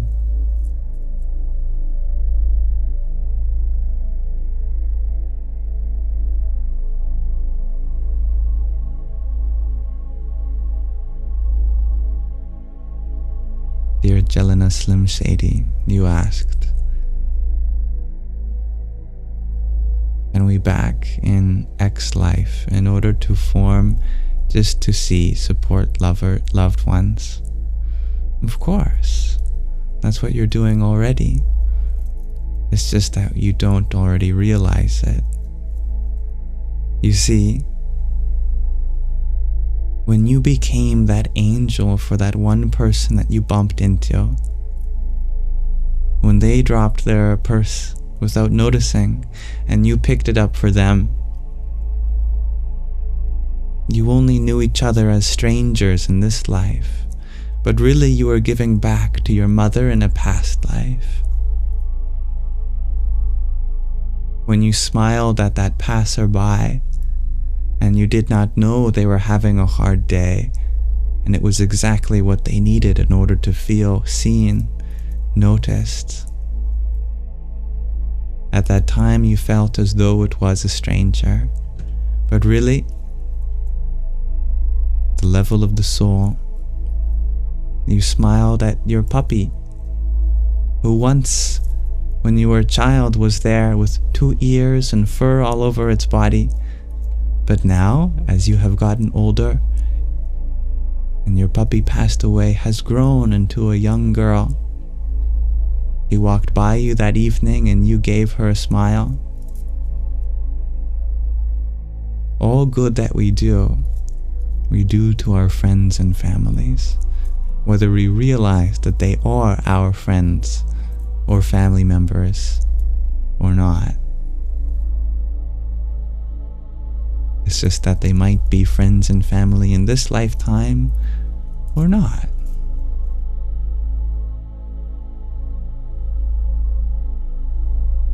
And thank you, SRF1, for your heart me. Hari Om Tat Sat.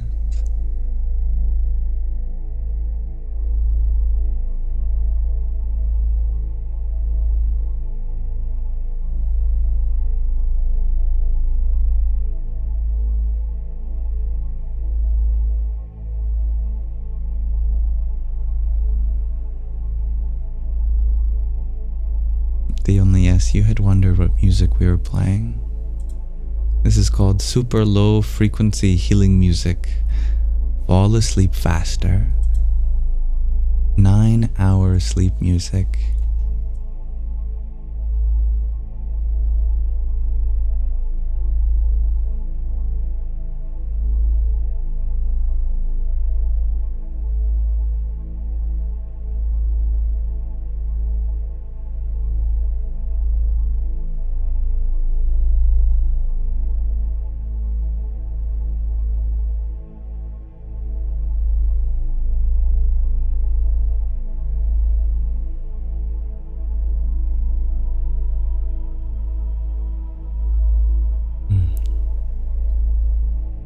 Dear you had asked for any advice on getting out of a slump or getting more motivation.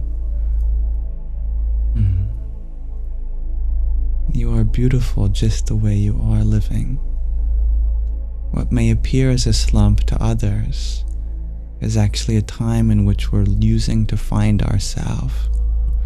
It may seem unproductive to stay in our bed, not leave our home, maybe scroll for a few hours.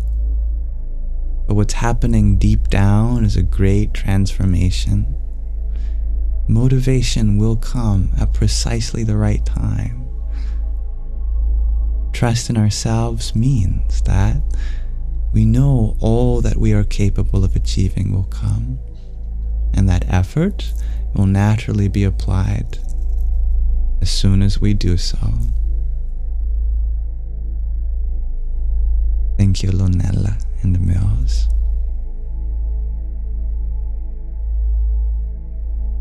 You had asked, how do you not be scared of dreaming?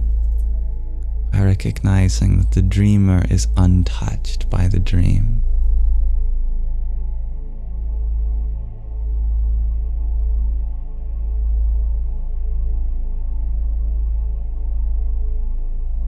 Dear MIA, you asked, what's the best way to deal with a narcissistic colleague?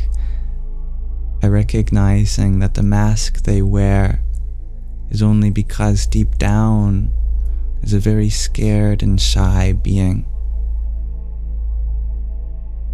such that if they were seen, they worry that the possible rejection coming from that would be far too great. So they put on this performance, or on the surface they seem to have everything together and that they are doing better than you. But deep down, what they really need is a lot of love. We have to tell them that you don't have to be doing these things in order to come across as whole. I recognize you for who you are deep down, and that part of you is ever so lovable.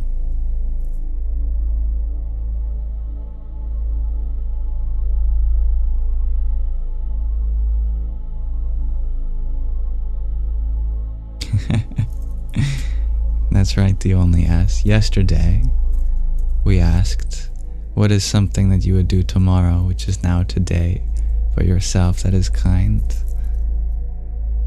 I thought about asking today if you did it or not, but in case anyone didn't, I want to affirm you that it's okay, because you didn't have to.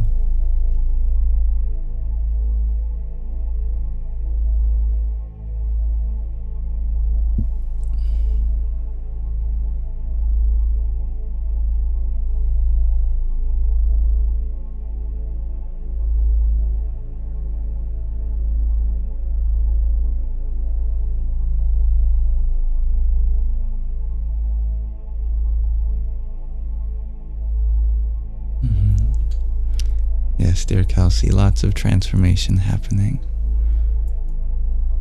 Namaste, 2003.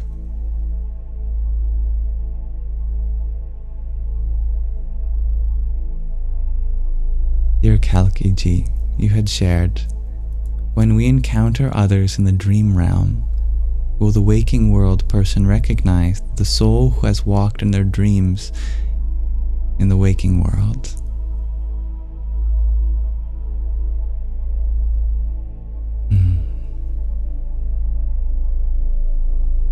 There are many people who dream of each other and tell each other about it the next day.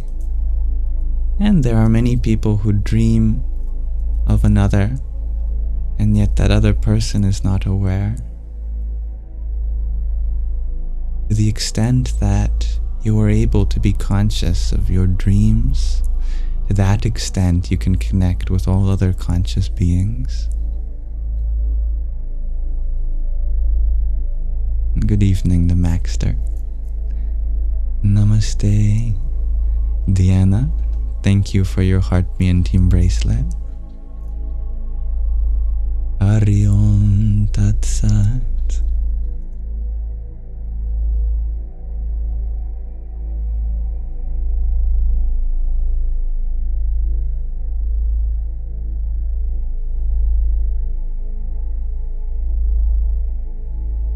Dear Indigo, you ask about love.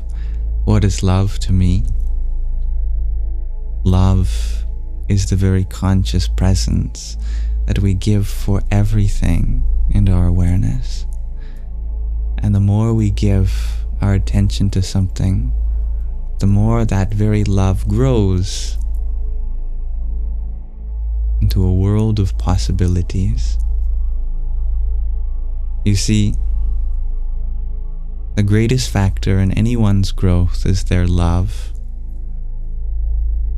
Parents may give their children food in order to grow their bodies and minds, but if they do not give them love, they will not grow up at all. It may appear that before you is a child who has become a man, but if they did not receive that love, then they are still a man-child.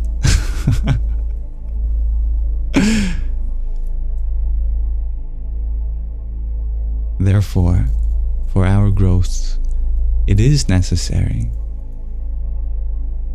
that love is given to body and mind.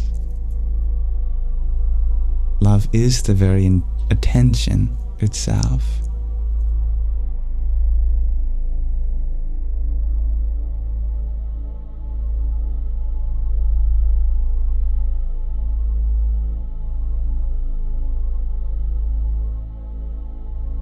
You're always welcome to ask questions, dear Sufi Siddho.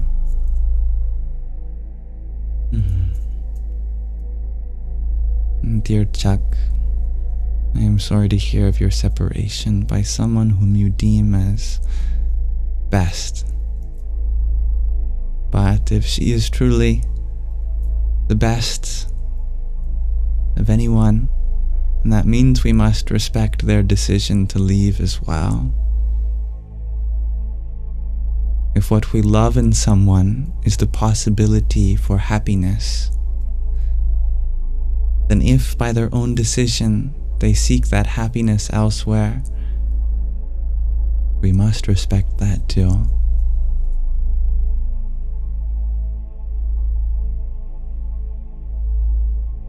Not the stand user, thank you for your rose. Hari Om Tat Sat.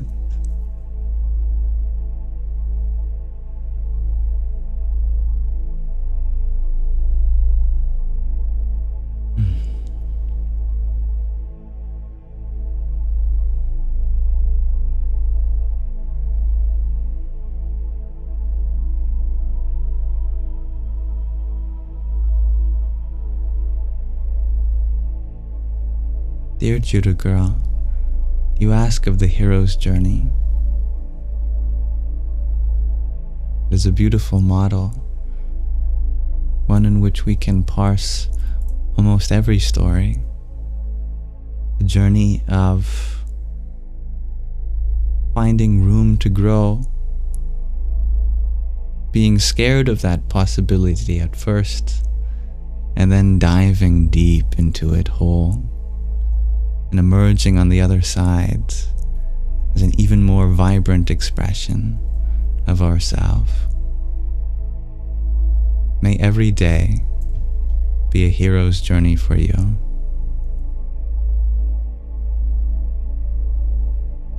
And thank you, not the stand user, for your quintet of roses. Hari Om Tat Sat. Good evening, dear Andy. Much love to you, Sarah.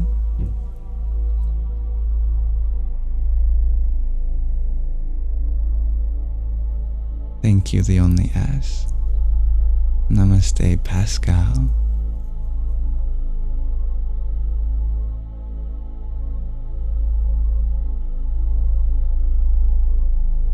I'm sorry to scare you, dear Sarah. Hello, Toka. Although if I'm not a little bit provoking, then how can I get people out of their element? Dear Greg RG,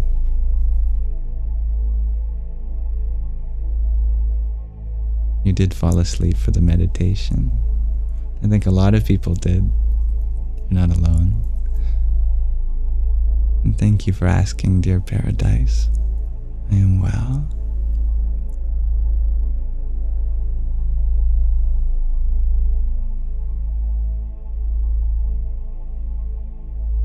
Paradise, you share you don't remember dreams. It is like a muscle. As with any other, that ability gets stronger the more we practice it.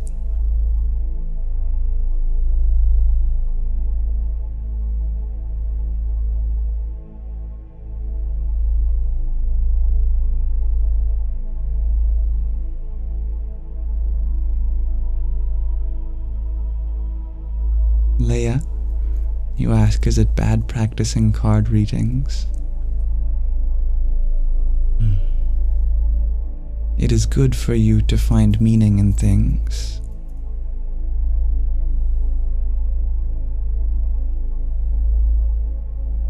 If that meaning, however, limits you, then there's more meaning to be found. Because the highest meaning is one that frees you and does not leave you bound.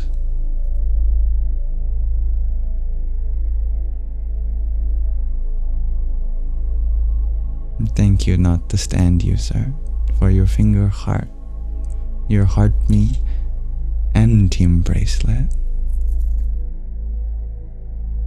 Hare Krishna.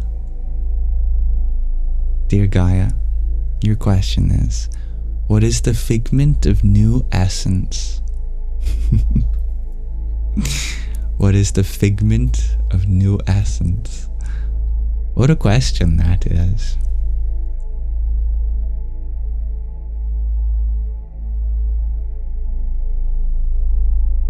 If a figment refers to a very small part, and essence is the essential nature of something, and new is a quality which appears before us for the first time, then that very small part of our essential nature, which appears before us for the first time, is your very next breath, and the energy it gives you create the next change for yourself and others in your life.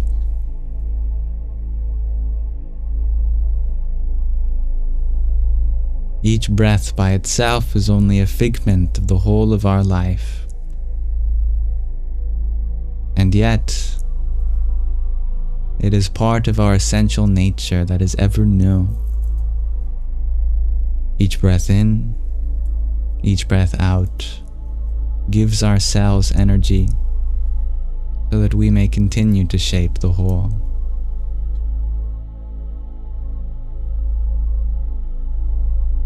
Namaste, Jay.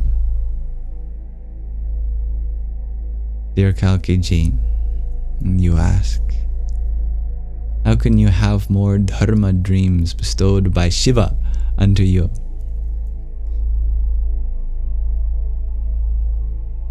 We dream of that which we fill our consciousness of.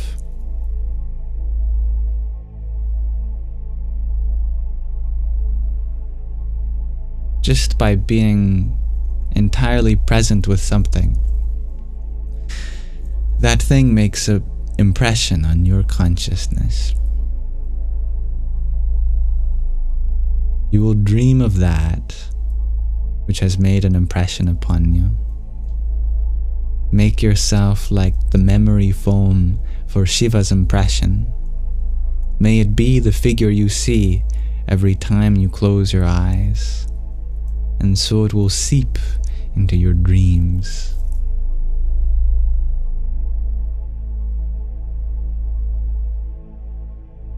Basically, I am telling you to do more Shiva Puja.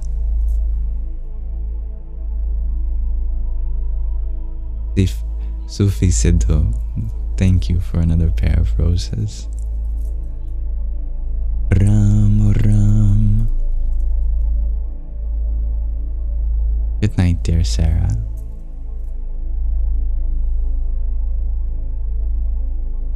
Om Shanti Shanti Shanti.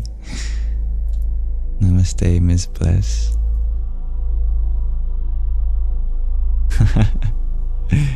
Hee hee. You share that every breath gives you 3 more minutes.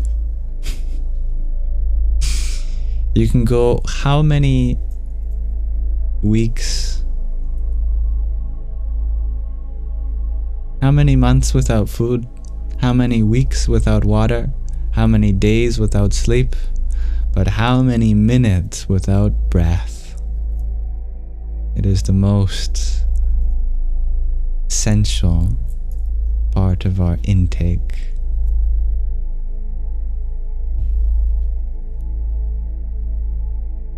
The only S you ask, do you think we travel to other dimensions in dreams? If by dimension you mean an independent axis upon which new aspect can be graded, then our dreams certainly open us up to new aspects of ourselves for us to grade upon.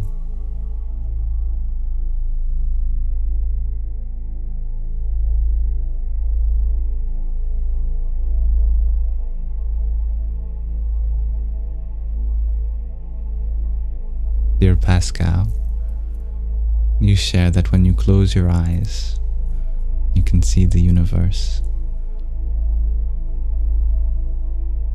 And it is from that very same darkness the first light emerged.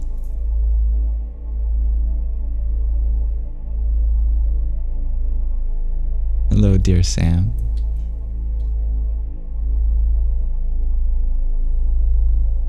Namaste, Sakura.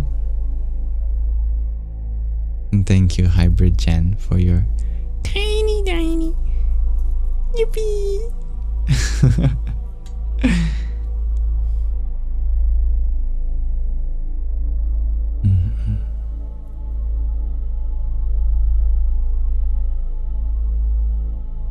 Yes, dear Kalki. In your dreams you explore the world and meet new people you never met before. You want Shiva dreams and you chant Om Namah Shivaya a lot.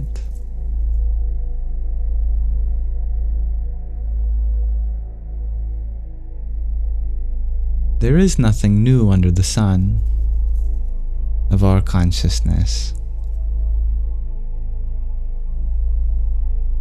Only one electron, one up quark, one down quark, one photon, one gluon, one W and Z boson forming the atoms. Only one hydrogen, one helium, one lithium, etc. forming the elements. Only one kind of water molecule. One type of amino acid, one type of DNA, but it's the combinations of all of those things which bring us into our diversity.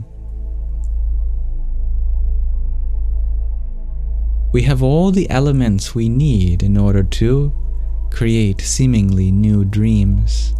But really we are just using the very same things, just in different ways, so that they appear as new.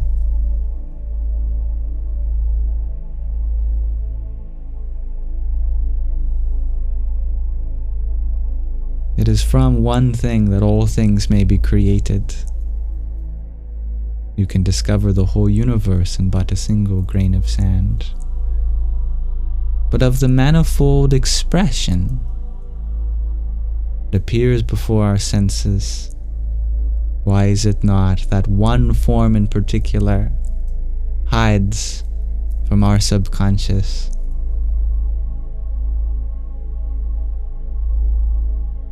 Perhaps it may be hidden for what it represents, as that Shiva consciousness can only be found not on the side of the dream,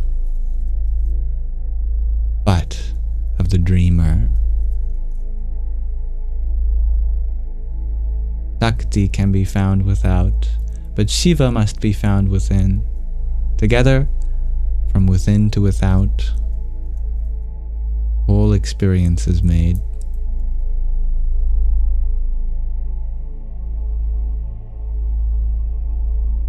Sufi Siddhu, thank you for your 18 roses. Om Dum Dargaye Namah. And Hybrid Jen, thank you for your donut. Ram Ram.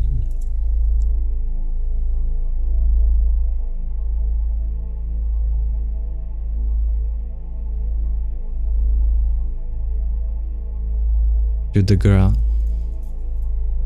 dimensions are of different kinds. They are spatial, they are temporal, they are chromatic. Dimension means a new direction, but that direction doesn't have to be physical. In this universe, there are 3 physical dimensions, 1 temporal, and infinitely many other kinds. There's a dimension of anger, happiness, and sadness.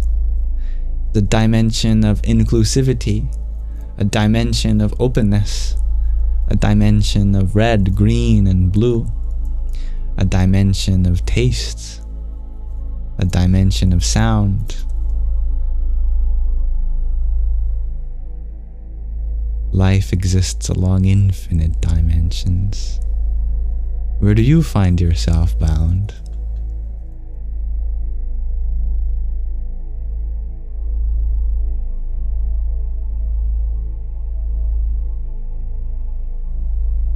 I am unfamiliar with who they are, dear the only S.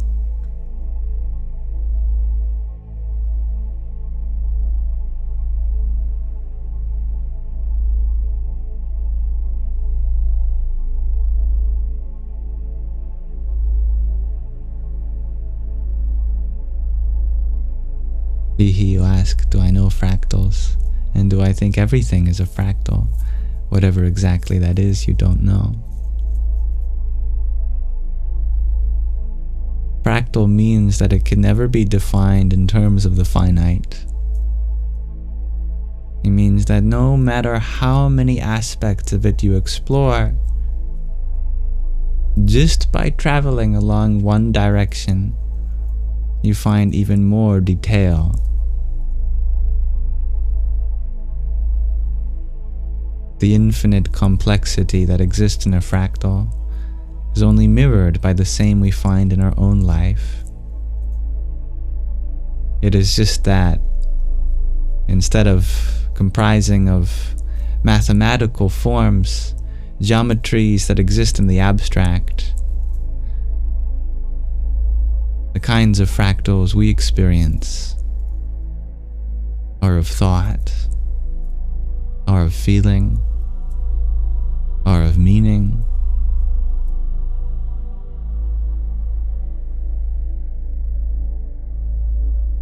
Though it has no concise mathematical definition, you can surely find almost fractals in almost anything. Thank you, dear Marcy, for your subscription. I am happy to have you here. I am grateful to be on the path with you. Om Namah Shakti Shivaya. And Hybrid Jen, thank you for your 11 roses. Radhe Radhe.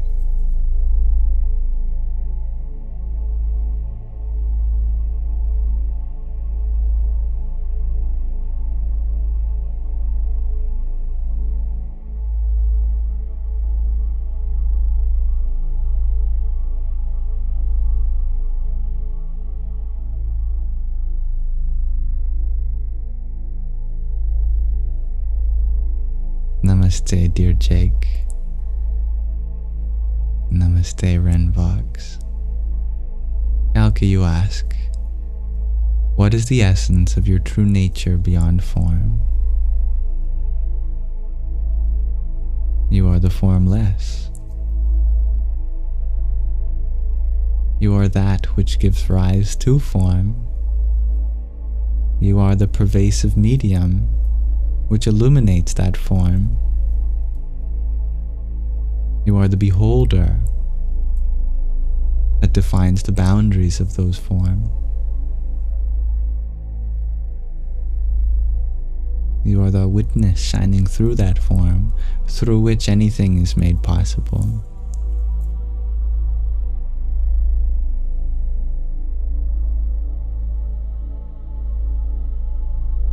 And thank you, dear Dr. Jenny, for your trio of roses as well. Hare Krishna. Hello, dear Sienna. And for your tiny Diney.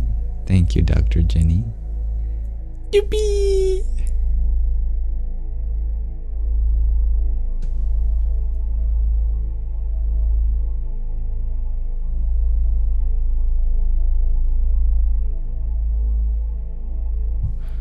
I'm very happy to hear that you are expressing yourself in the form of a book, dear the only S.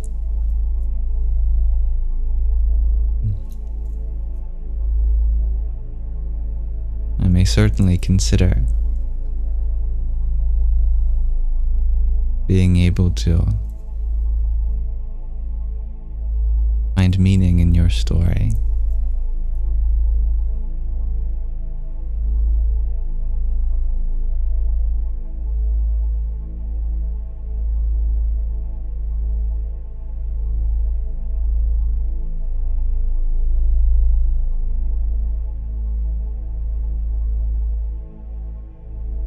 Let's read from another adage of 108 Adages of Wisdom by Master Sheng Yen.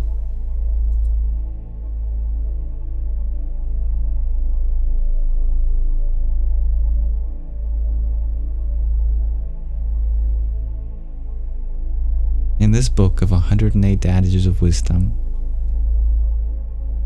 by the master of the Chan school of Buddhism in China, of the Mahayana tradition, we read another passage on protecting the spiritual environment.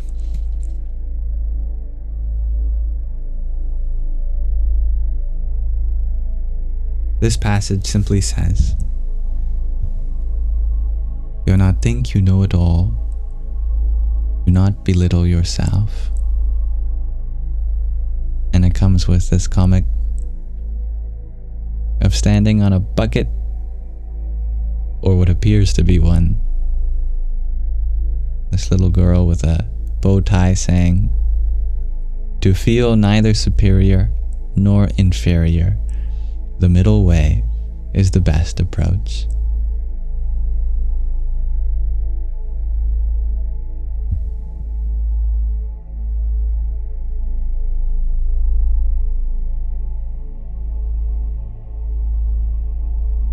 We are all equal in experience.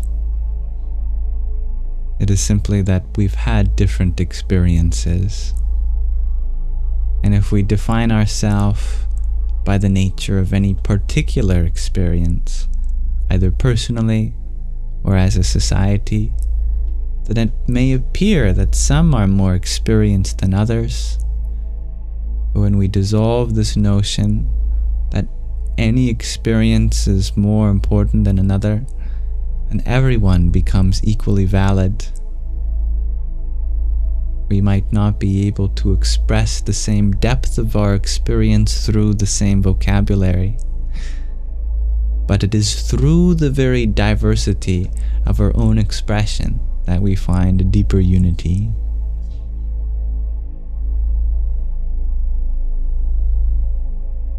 There is always something that we can learn from anyone. Perhaps what we learn from them is not what they want for us to be taught. But a lesson always surrounds the people in our life.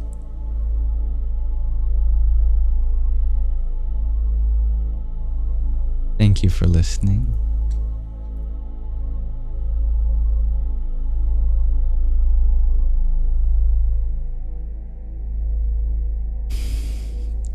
And Hybrid Jen, thank you for your pair of rosas. Hare Krishna. Hybrid Jen, you ask, do I drive? I may not have a license, but somehow I've learned to operate this body as my vehicle. And if I am determined enough, it is capable of taking me anywhere I need to go.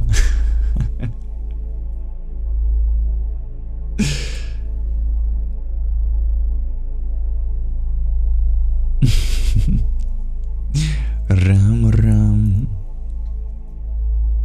I'm very grateful for you, dear Anna. Dear Jake, what do I think about everyone is a genius in their own way? There's always something which others have experienced which we have not. And everyone has unique aptitudes for things that interest them. As a society, we may define maths, sciences, etc. to be what constitutes the kind of experience to be called genius. But you may be a genius just in different subjects.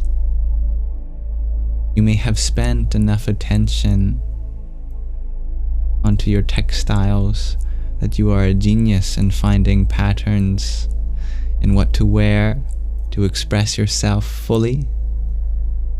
You may have given your awareness to the feelings between people so that you are a genius in emotion.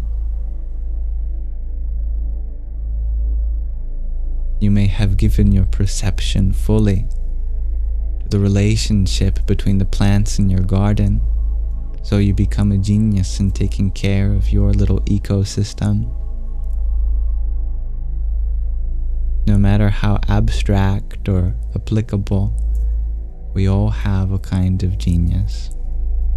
It may be one-pointed, it may be manifold, but the intensity of our experience is equal, just distributed differently.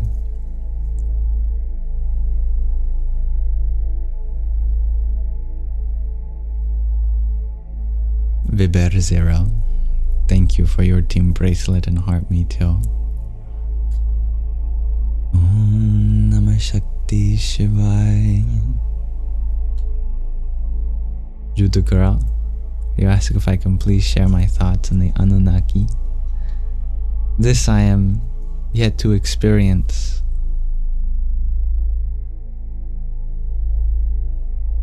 I like that, Ryan.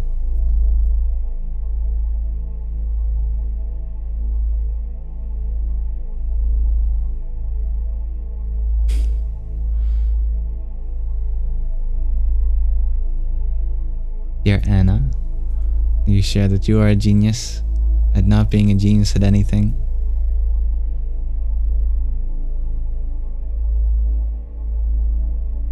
Anna, in the short time that I have known you in this space, you have always been one free of judgment of others. You have always found the right words when another has felt down.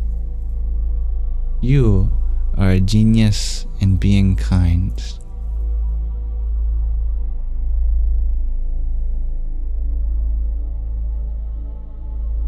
And thank you, Jen, for your rose.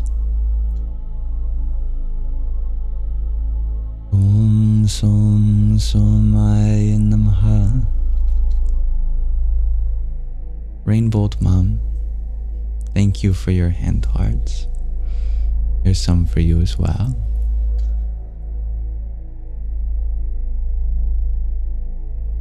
Jai Satchitanandam.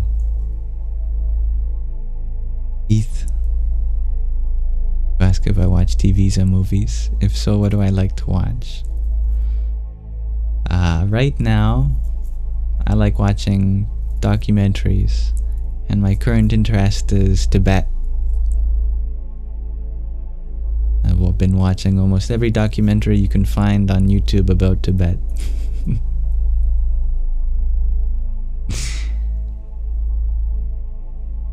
And thank you, Strawberry Star Bunny, for your forever Rosa.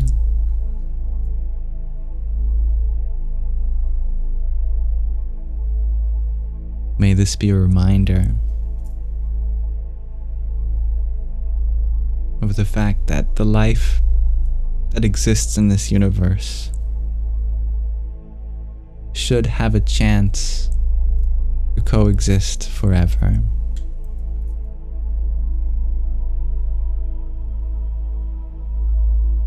Kalkiji, you ask, what are ways we can cultivate more prana?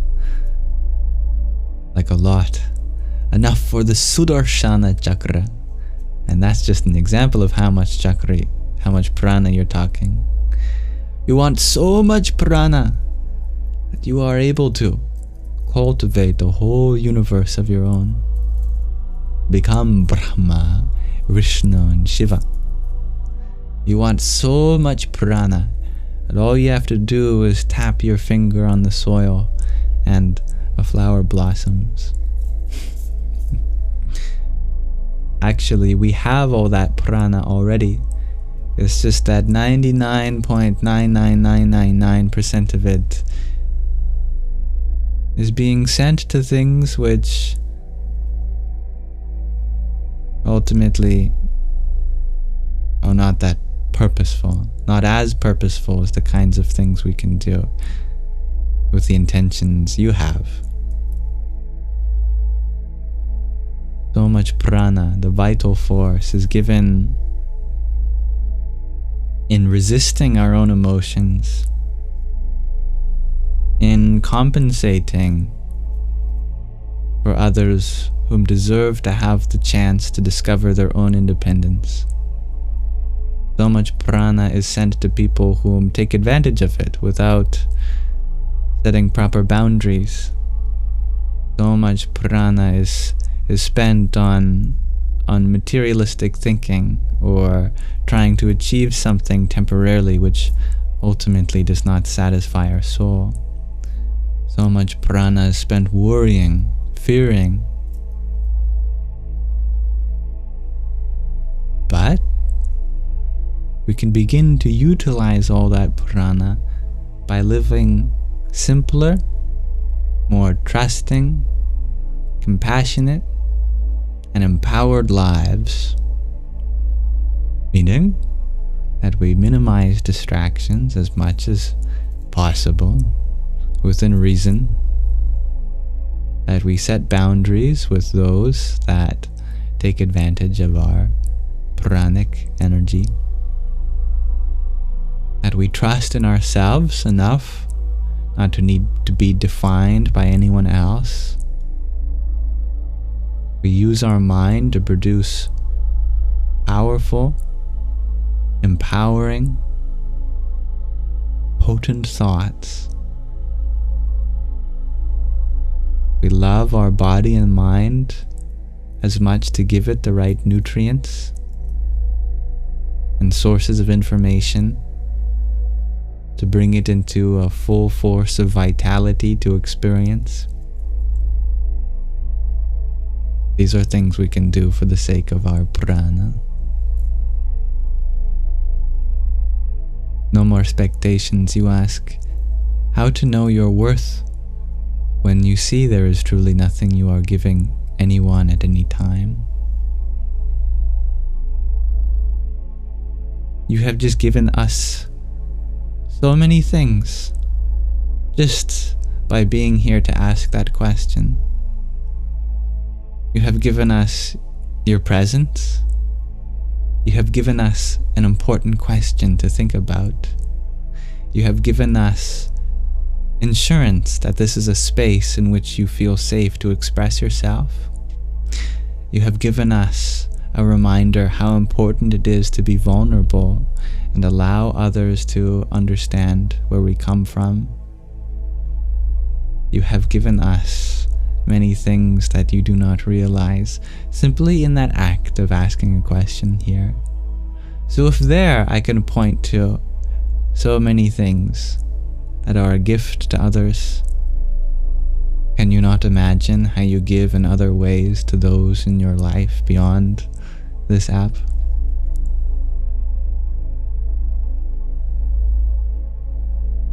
Amy, thank you for your 6 roses too. Om Kring Kalikai Namaha. Dear Hybrid Jen, thank you for your confetti. Hari Om. Thank you, Echo Leaf, for your trio of roses too. Om Mani Padme Hum. And Deanna, thank you for your rose. Jai Sitaram. Thank you, Strawberry Star Bunny. Happy birthday to you too. Happy birthday, Magdalene.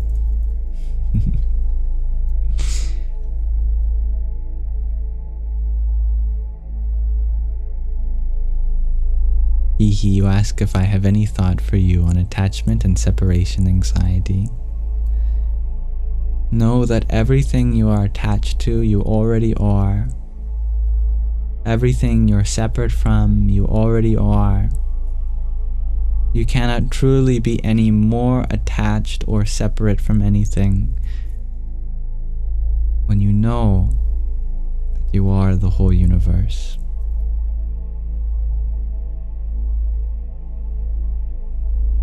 Hybrid Jen, you have respect for city people, to be patient in that.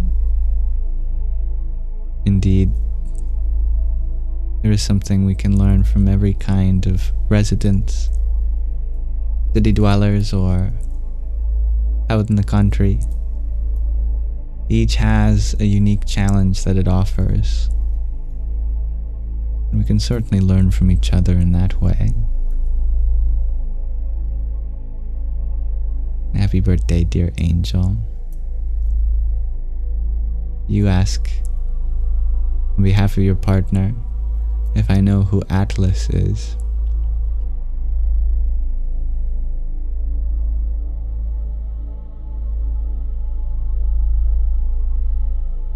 Is Atlas the god who uplifts the whole world? I am only guessing, based on the way in which this word has evolved to refer to, well, a map of the whole world. I know that NASA likes to use Atlas and other gods for their acronyms of space vehicles, but generally I'm unfamiliar of the story of Atlas. Dear Kalkiji, you ask if there are any exercises to cultivate this prana, though, making sure all prana is not being wasted. We can begin to bring our mind to these leakages of prana by doing what's called pranayama. As you know, tune yourself to the symbolism within the practice of pranayama and direct your vital breath such that you recognize what it's capable of. You will never waste it again.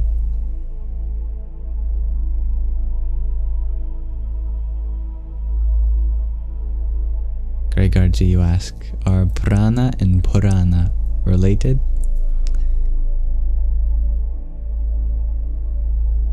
I'm sure we could find some relation, but prana refers to the vital energy that flows through the body,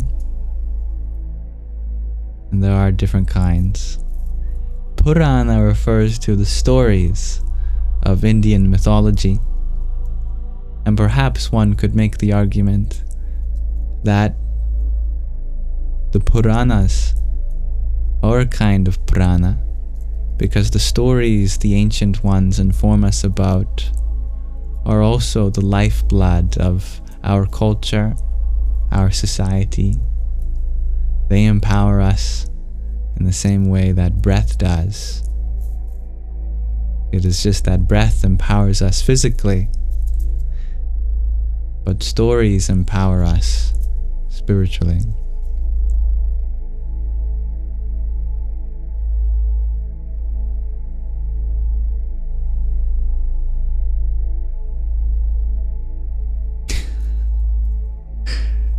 Thank you for being a part of the space, Jake. Happy birthday, Judah girl. Happy birthday, Deanna.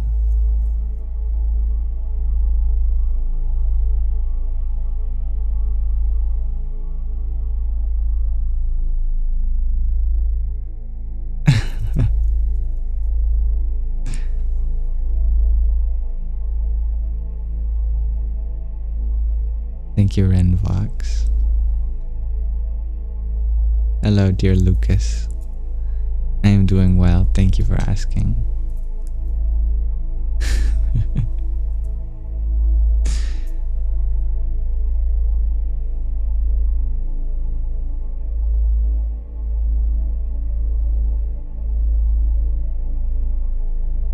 I like what you write, dear Holy Bellows.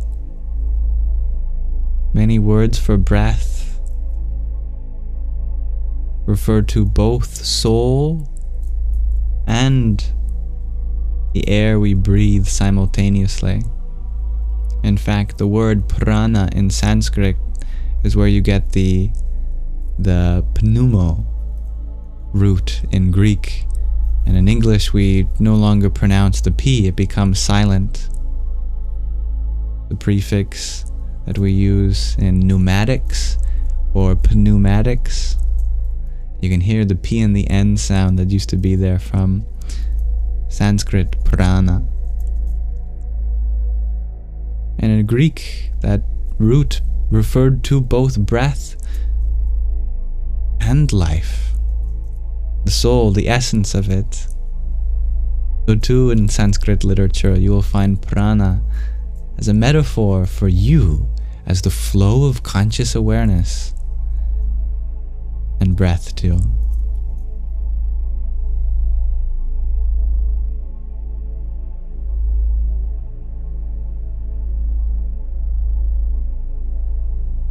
Kalki Ji, you ask, can through breath exercises can one attain a Samadhi state? There are many different kinds of Samadhi. I believe the lower ones can be attained through breath work, but the higher ones are attained only when the breath itself ceases. As Paramahansa Yogananda says, breathlessness is deathlessness. Jai Ma. And what does it feel like? Asked Kalki Ji. I don't know.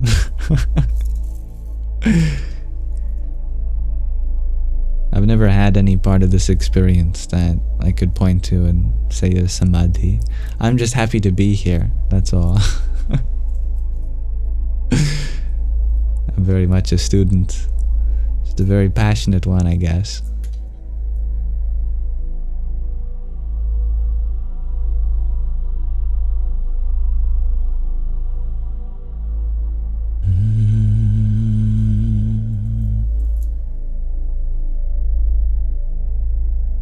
I like that dream medium rare. I dream of that too.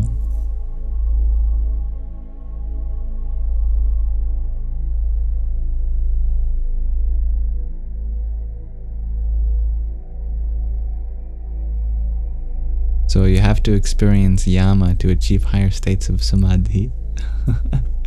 Maybe temporarily. But it is said the great yogis have entered such a state where their body is in kind of a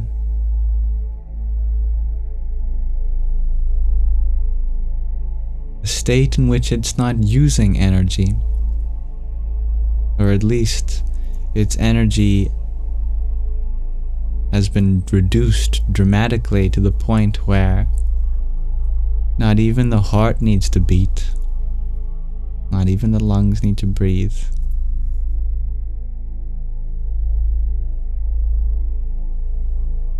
And somehow brain death does not occur because the brain at that time does not need to function, so it is not overexerting itself to use resources that are slim. It is a state in which the body becomes so still, no energy is needed.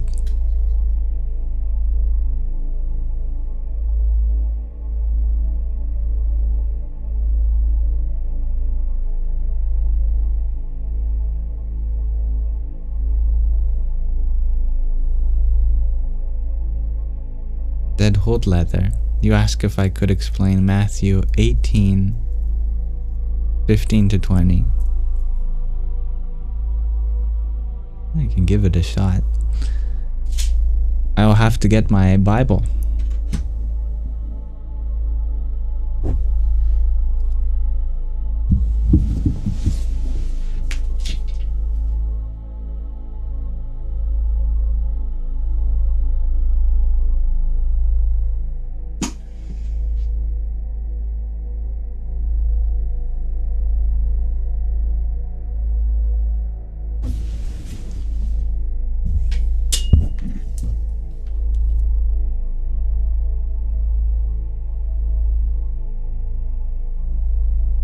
I have a very big Bible. This is the Jerusalem Bible. Very thick. Contains all of the apocryphal texts as well. I just have to figure out how to navigate it. Matthew was my grandfather's favorite book of the Bible.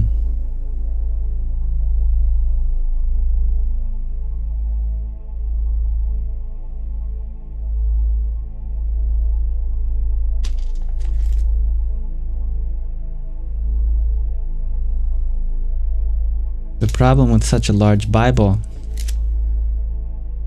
is that it's hard to find any particular passage. Here we are, Matthew 15, 16, 18. There is Matthew 18:1, and there is 15.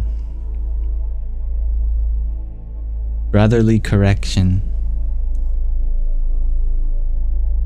If your brother does something wrong, go and have it out with him alone, between your two selves. If he listens to you, you have won back your brother. If he does not listen, take one or two others along with you. The evidence of 2 or 3 witnesses is required to sustain any charge. But if he refuses to listen to these, report it to the community. And if he refuses to listen to the community, treat him like a pagan or tax collector. I tell you solemnly, whatever you bind on earth shall be considered bound in heaven. Whatever you lose on earth shall be considered lost in heaven.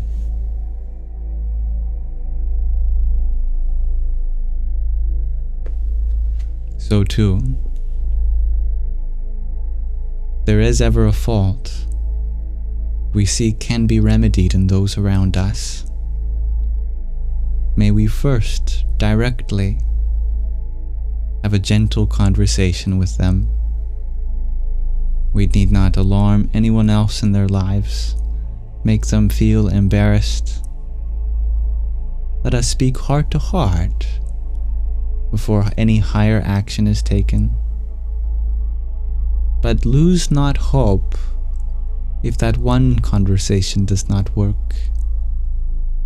Perhaps bring someone close to them which could speak to their heart. And if no matter how many people in our or their life we may include, if they still or are not able to become the person we want them to be, that they need to be in order to be considered like family, then we set boundaries with them, and we discover that the real family is the ones whom will happily adapt to the role that they need to fulfill in order to hold love for us, such that we continue to grow together.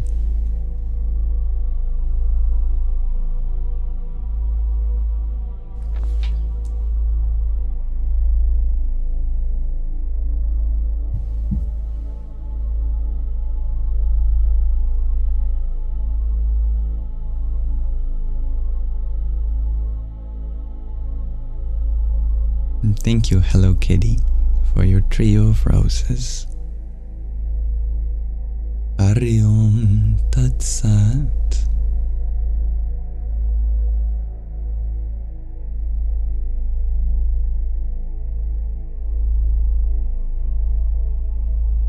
Dear Miley Mermaid, you wondered about the frequency playing in the background. I'm afraid it does not tell us. You'll have to use a frequency analyzing service, but it does specify at least that it's a super low frequency.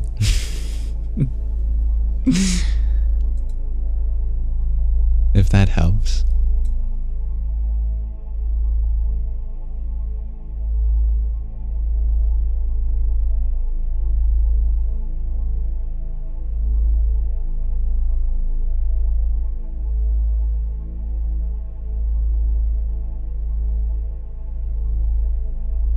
Dear Kalkiji, on the topic of breathlessness, to attain states of Samādhi, you ask, so you just have to do nothing to achieve the state.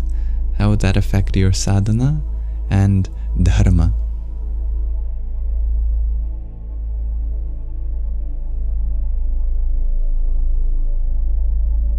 If one wishes to discover the truth of their being, there is generally two ways for this to happen. Either make yourself so exclusive that you identify with nothing, then you will attain the Nirvikalpa Samādhi. And you are not this world, you are not this body, you are not the five senses, not the five organs, you are not the inner four faculties of cognition, you are not even the one that breathes. So quit your breath, and you will discover the truth of yourself beyond death. However, there is another way. Rather than withdrawing so one-pointedly from all that you see, instead expand yourself ceaselessly. Make it so that there is not one thing in your experience which you do not feel a part of, so that within all aspects of every moment you feel, I am. This we call the state of Savikalpa Samādhi. And to me, this is preferable because one need not withdraw from their responsibilities. One need not treat the body like it's anything secondary to you. One need not cease from any function in your worldly life, but instead add to that the sense of I am beyond reason, beyond thought. I am that which pervades everything. That divinity is mine to behold and uphold. You become highly engaged in life as one. And good night, dear Diana. Dear Greg RG, Nishar, I should read us something from the Apocryphon of John.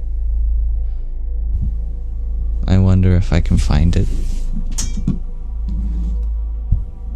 Some of you may know every time I bring out this Bible, I often have challenges finding any page, because for some reason it doesn't seem like the table of contents actually lines up with the page numbers. Either that or I'm using it wrong. But let's see.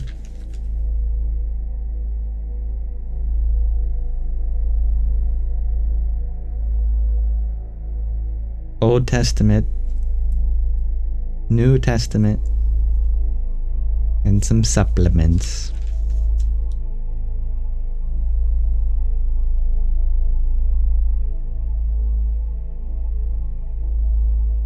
I do not see anything named John in the supplements, but perhaps they've already been included in the New Testament.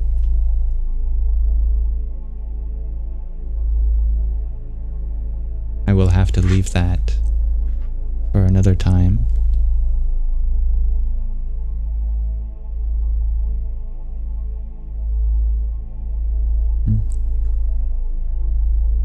Thank you, Diana, for another rose. Ram Ram. That's right, dear Kalkiji. Neti Neti. I am not this. I am not this. Neti is formed from the Sandhi, the joining of Na and Ati, or Na Iti. Na Iti, Na Iti, Neti. Not this, not this. That's the state of exclusion. But if you want to feel like you are becoming everything rather than nothing, then the path to that Brahman becomes Iti, Iti, this.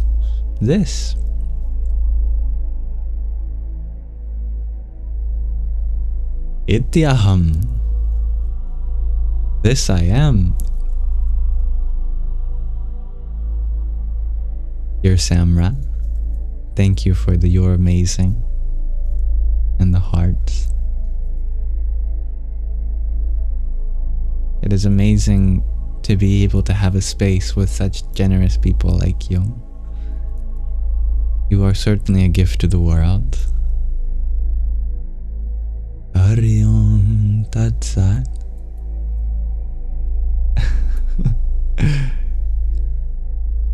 There's that Waylon.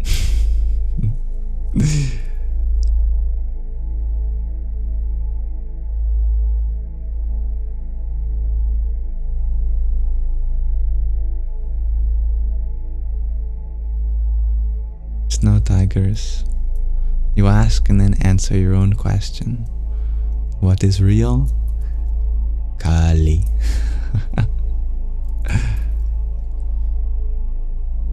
Which is ironic, because Kali refers to all of those aspects of our existence, forgotten or repressed, and yet we behold her as higher than the rest.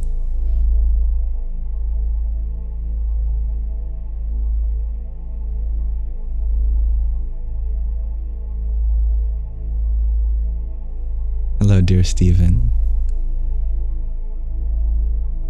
Happy to have you here. Namaste. Happy birthday. Dear Jessica, you would like to ask about the best ways to get out of our shell. By recognizing that a piece of ourself is already behind that shell, beckoning us to uncover it.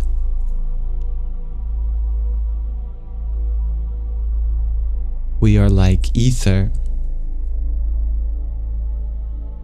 in that when you create a container, that container appears to contain that ether, but actually, as we move that container, that very ether does not actually come with it. Instead, we move the container through to new ether. That I can cup my hand like this, and in it is space. But when I move my hand over here, actually that space is left behind, and I'm now just holding nothing. A different part of the same space is being held, but actually I'm not the one holding it. It's the one holding me. I cannot grab space and bring it elsewhere, but yet through space I am brought everywhere. Likewise, it may appear that you are contained within a shell, but really that shell just contains a space that you've discovered to be yourself. It is that very space that contains the shell itself, and including that which is beyond, that is your true and real self. So ask yourself, does this shell contain me, or do I contain the shell?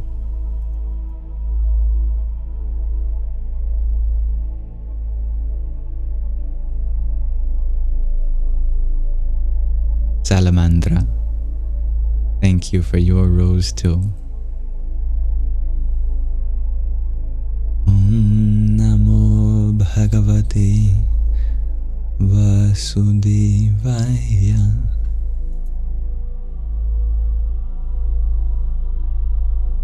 Dear Queen Silver Foxy, you ask, how do you overcome your depression over being a widow? By recognizing that a widow is just one step removed from being a window through which you get to see deeper parts of reality than most people experience. Your depression is not something which takes you away from life but brings you closer to it. It informs you of the true nature of your existence as that which transcends everything that comes in and out of time. You are the witness, the watcher, the observer, the perceiver, the awareful consciousness. Love you had because love you are. Where you give, that love may come and go, but the love you have to give cannot go. Through a window we open up to the landscape beyond. We just have to peer through it and see what more there is to discover. Remember that love is something eternal, but our physicality, not. You may experience that same love with many, and it is not cheating so. If you have a responsibility, a duty to care for one, then that one you shall care for more than any other. But when that one becomes merged with everyone, the release of body into the unity of spirit, then you may find that love in everyone, wherever you go.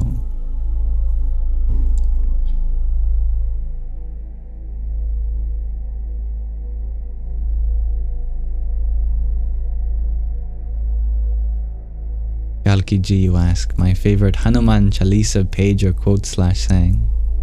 I have a secret to tell you.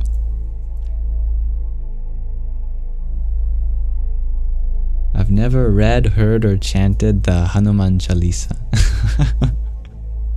But I hope to one day. Hihi, you ask, how should you react to someone being openly homophobic or racist? By standing up for the voice of the innocent and vulnerable. By empowering those whom have been marginalized. By showing that all the love that you have may go exactly for those whom appear to be without it.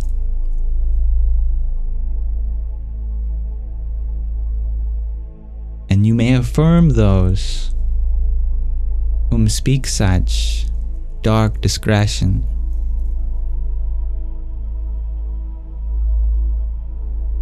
The life of another person does not have to affect your own, when the truth of your being is that you are part of the life which includes everyone, and all of the possibilities that you are afforded is a grace and a privilege.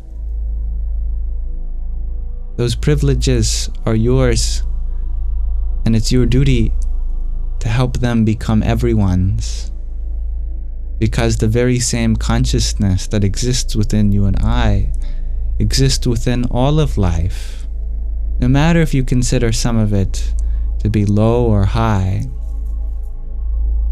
There is no ladder on which you have to climb that takes you from a form of life which deserves to suffer from one that deserves to be happy. All of life deserves to be happy and find expression in such a way that it allows itself to be there without crossing in anyone's way.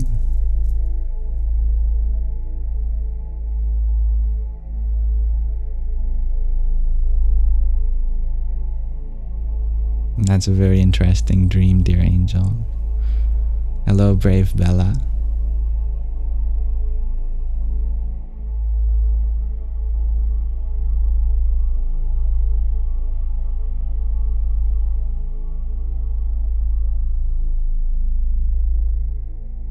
Cody Jane, you had asked, how do you overcome a fear of taking action? By taking the action. Because it's not so that when the fear goes, you will finally be compelled to take action. It is the action itself that proves to you you are capable of doing so, even when your mind thinks otherwise. You prove to yourself what's possible by doing so in spite of the fear. And the more so you allow yourself to act even while in fear, the less this fear limits you. You cannot expect to overcome a fear of drowning before you jump in the water. You have to swim. That swimming will not only be one through which the waters around you surround you, but also to the depths of your fear you will have to conquer at the same time as you paddle.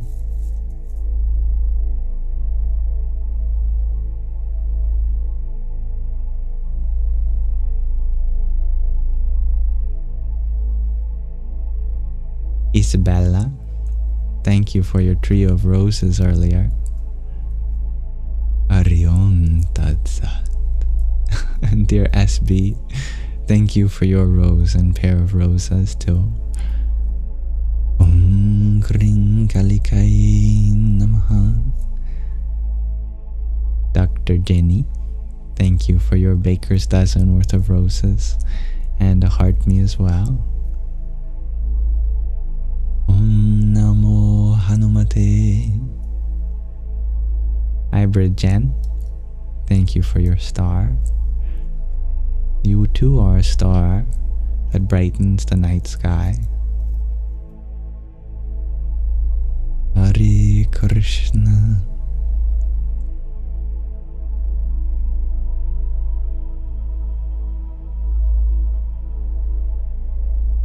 Snow Tigers, you ask for any advice when you are ill physically. Allow yourself to be taken care of. When we feel like we are a burden to others, we also devoid them of the possibility of sharing a vulnerability together, which is one of the most beautiful things you can offer someone. You allow yourself in your body and mind to receive the love of others, you give them something much more precious than could be given otherwise. You don't have to be healthy to be happy, but your happiness is the best way to become more healthy. So allow yourself to find meaning and purpose, even when your body seems to be without one.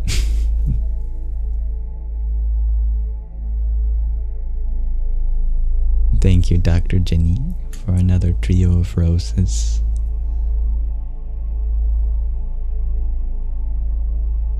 Om Sum Suryaya Namaha.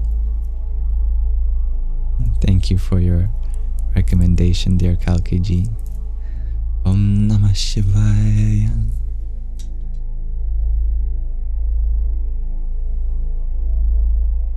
Thank you for sharing an expression of happiness with me, dear Luna. Radhe Radhe, dear faithful being.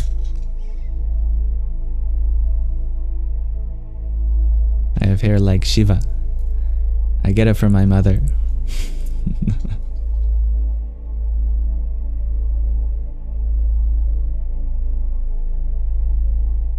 Dear Gregorji, you have shared a line from the Hanuman Chalisa.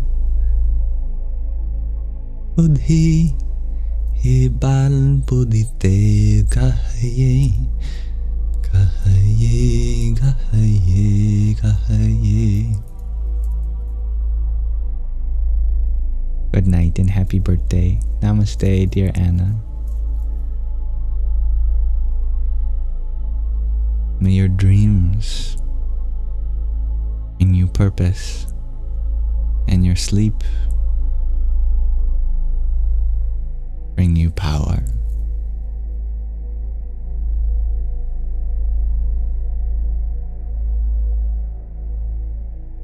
Jaya Ma, Jaya Ma, Ma, Ma, Jaya Jaya.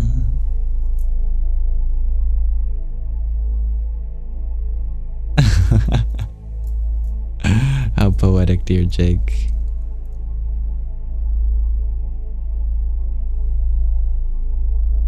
Very clever, dear Boo.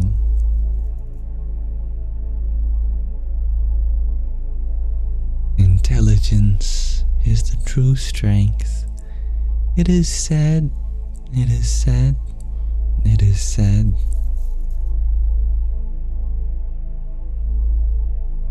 Now, just a note at the time, I will bring our live stream to a stillness over the next half an hour or so, just to let you know. It's beautiful, dear Kalkiji.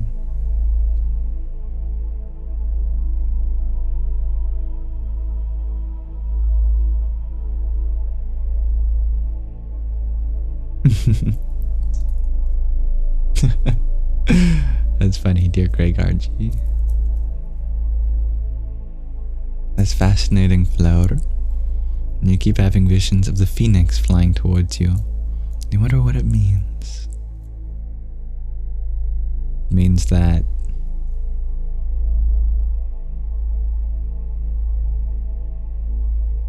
there is a being whom has learned to fly, who is mystically regarded and is on its way to you, so that you too may unfurl your wings, fly above the sands of time, such that you gain an association with all that which is mystical and sublime.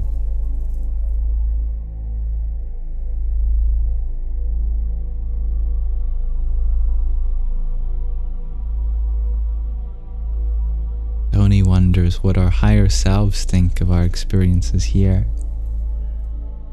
I think they leave the thinking to us as the lower selves.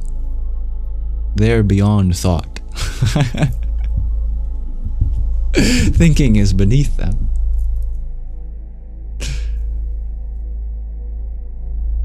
Dear Luna, you ask if I've had a pleasant birthday. Well, it's such a good birthday that it's been pleasant even before it's begun. As for me, my birthday is still coming when the clock strikes midnight. For I am still in day before.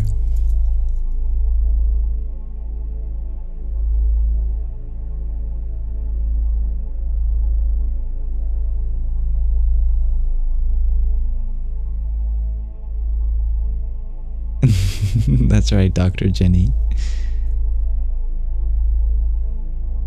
Thank you, Jen. Happy birthday to you too. You needn't apologize, dear Luna, for in fact you have brought birthday celebrations to me before they've yet to arrive officially. And for that I couldn't be more grateful.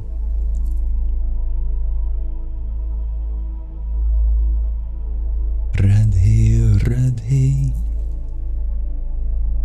Hee. Helium, helium. Dihelium. You ask, do I have anything on the eyes? Like eyes are the window to the soul. Any teaching on eyes?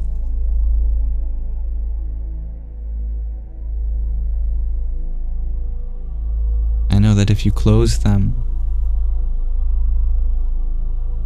you may not get to see your loved ones again. And so I keep them open so that all which is lovable has the ability to reach mine eyes.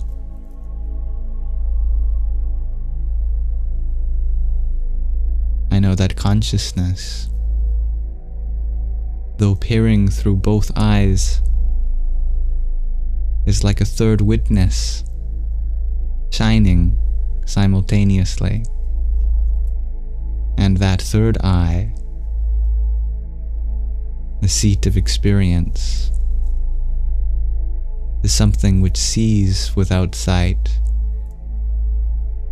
and hears without sound, thinks without thought, knows without knowledge.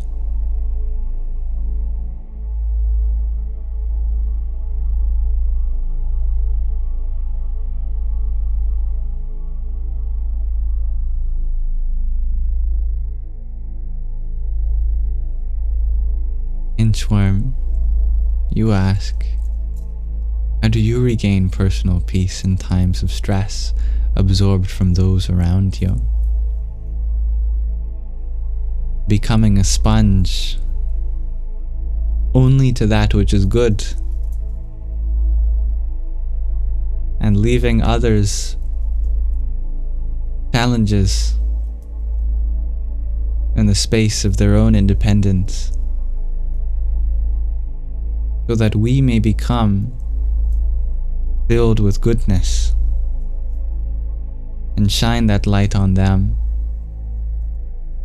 so that they become inspired to find that goodness within themselves. We extend the help to all those whom have the capacity to receive it, but we cannot help those whom take advantage of that in order to remain conceited.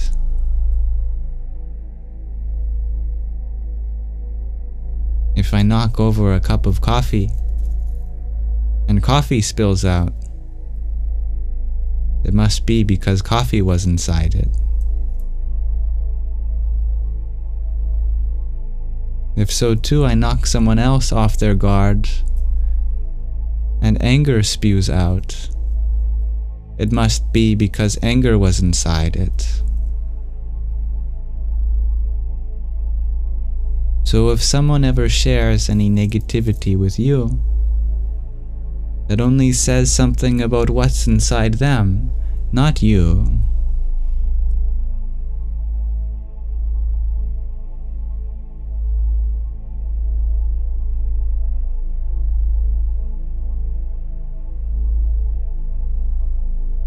Thank you, dear Luna. Namaste. You have no responsibility other than to be exactly as you are. How can you possibly be anyone but you when everyone else is already taken? It's a law of physics, the Pauli exclusion principle, that states nothing fermionic can become the state of another. As we exist uniquely in our bodies and minds, it is physically impossible for us to become like any other. Our existence is unique for a reason, and the space we occupy, we shouldn't have a reason to doubt. Otherwise, life will pass you by.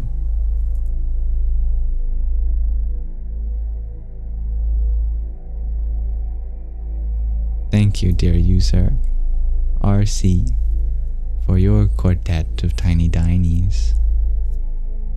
Yippee!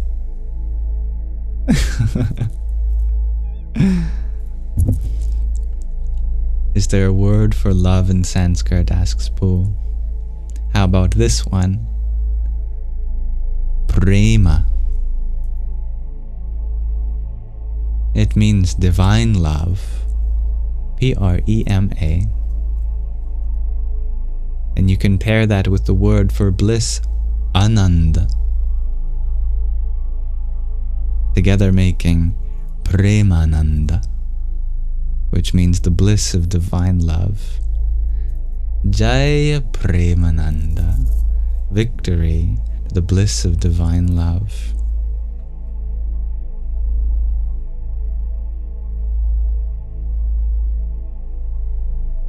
Yes, many prayers to your dear Betty, your chihuahua who passed, Dali. And I prayed not just for Betty, that they find their way into whatever part of the universe needs their love next,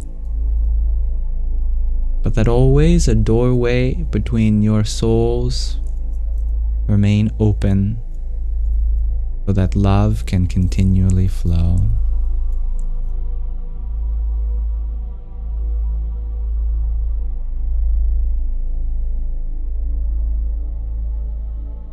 I love that, Kalki ji.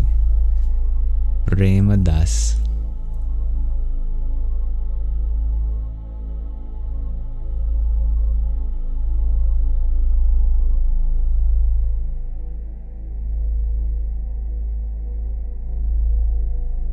Now I have a question for all of you before we end our live stream today.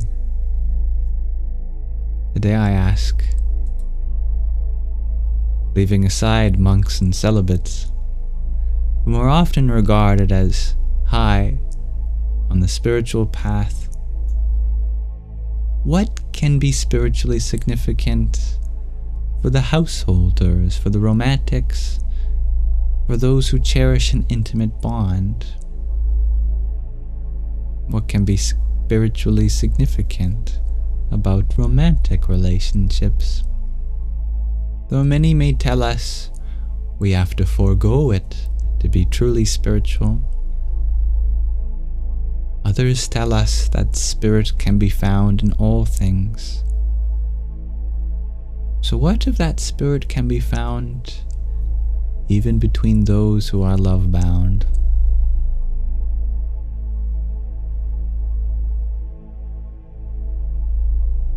Thank you, dear Orla. Happy birthday to you too.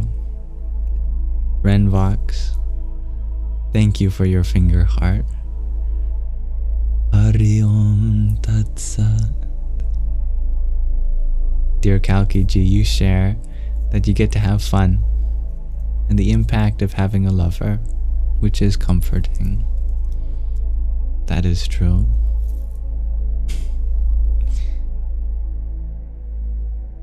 Divine Bliss, shares Luna. And Violet, you think romance encourages deeper intimacy and vulnerability, which helps in spirituality too. I concur. Kyle, you ask if I am love-bound or celibate. I think even celibates are love-bound. Just instead to the very life that exists within everyone, except for any specific part of life.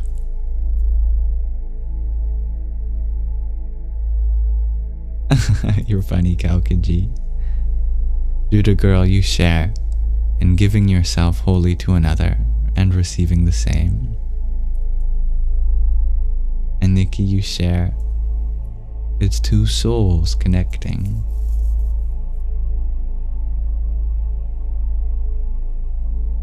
Being one, shares Hybrid Jen. Like your answer. Boo, you think of Romeo and Juliet, undying love, past physical form. Thank you for finding beauty in my words, dear Thali. The Kama Sutra. That's a clever reference, dear Hybrid Jen. Yes, where are the Tantrikas to help us answer this question?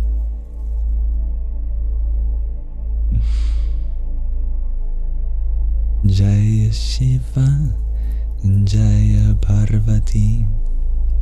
Orla, you think romantic relationships require a spiritual sort of dedication to work.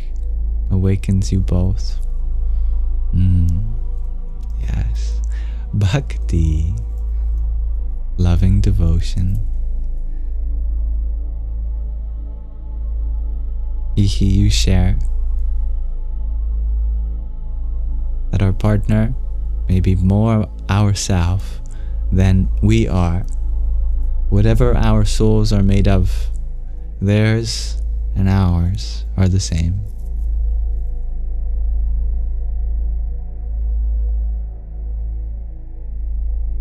Medium rare. You're thinking of what two soap bubbles look like together. That's your best answer. I like that. And as they come together, that membrane in between them may pop, and they merge to form a greater whole.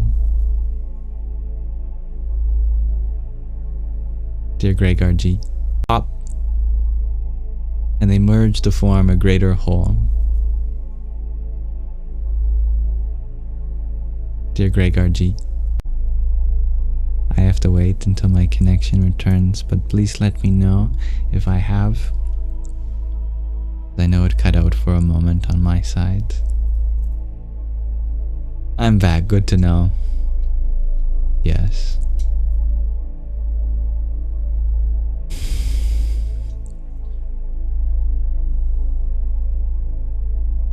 Gregor G, you had asked what if masculine and feminine energies amplify each other.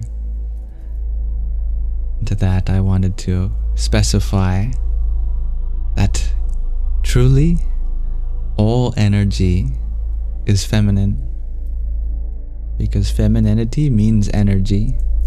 Shakti means that which creates, sustains, and dissolves. She is the force of Mother Nature in full. All of Mother Nature is like a mother, therefore she is feminine. But the masculine is the energyless, the very one to whom that energy occurs, as the conscious space for that energy to have a stage to perform. Therefore, the masculine's duty is to empower the feminine, and the feminine's duty is to give purpose to the masculine.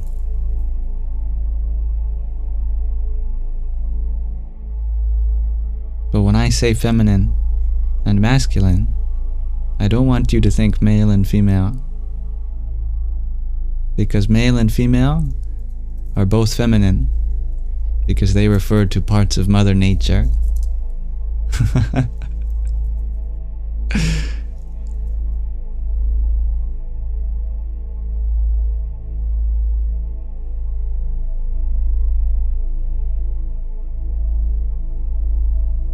Dear Queen Silver Foxy, you think romantic relationships help raise you up spiritually as our counterpart levels one another? Yes. As each part of ourself reaches to the higher part of the other, we continue to bring our whole upwards. Love can take any shape, of course, shares Greg RG.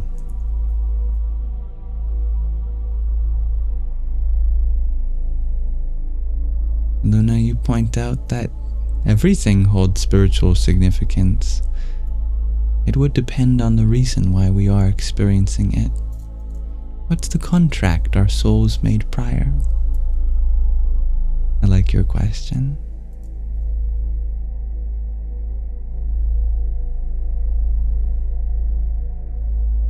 Faithful being, you share how the other finds your soul beautiful, like how one sees something in you others cannot. That is deeply spiritual, isn't it?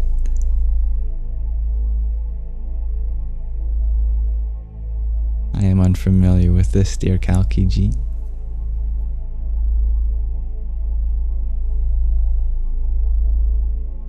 Who you share, lover can reflect the universe that is inside of everything and everyone back to you.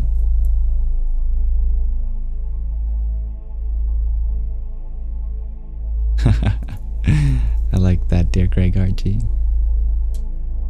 All divine maze, you share that you learn to forge two different paths as one while maintaining their original integrity. Very beautiful. And speaking of beauty, may you have beautiful dreams, dear Kalki G. Thank you, and happy birthday.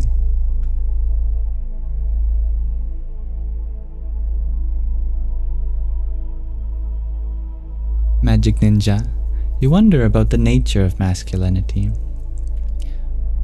I referred to you my video I made a few months ago on the primordial conception of the masculine and feminine. The divine masculine is simply pure consciousness that pervades everyone and everything. And the divine feminine is pure energy which comprises all of this universe. We call these two forces Purusha and Prakriti. All we can really say when it comes to our bodies is that man or woman or anything in between or beyond, our bodies come from Mother Nature. And everything that we do is done through the Mother. But that witness that shines through our eyes is none other than the Holy Father, the very source that illumines our mind from the inside out. So we all have bodies that are feminine and a cosmic witness that is masculine.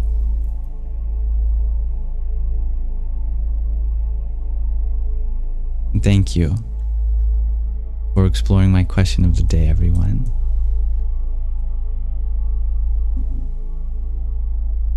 Thank you, dear Renvox, for your finger heart. Hari Om Tat Sat. And hybrid Jen. Thank you for your lock and key. Om Dum Dargai Namaha.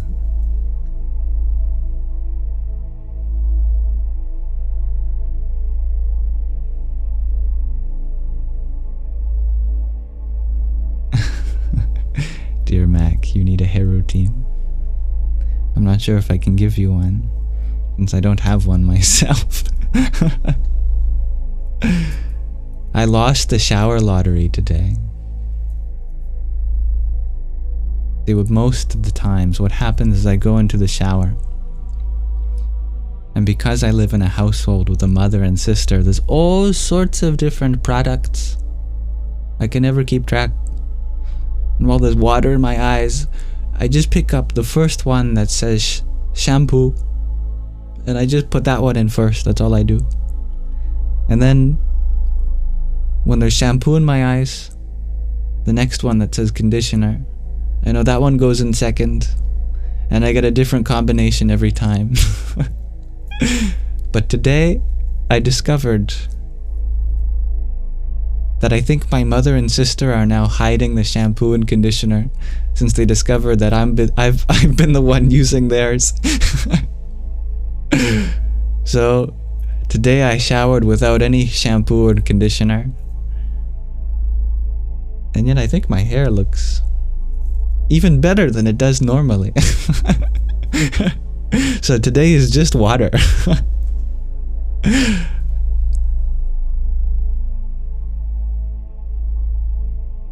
Now, I would like to begin to wrap up our live stream as we read another section from Hollywood to Himalayas.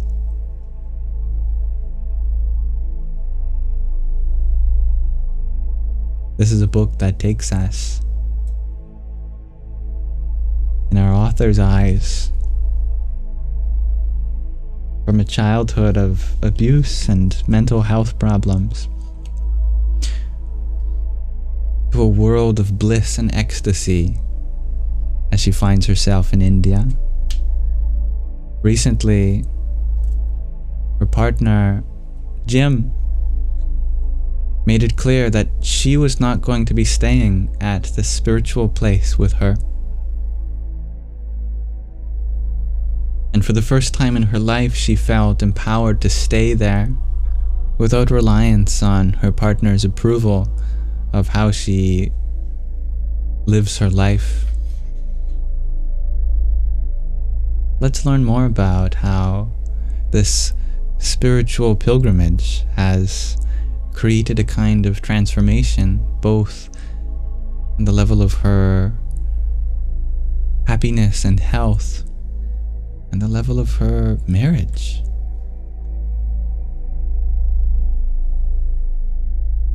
This chapter, the 12th chapter, is titled The Marriage Cracks.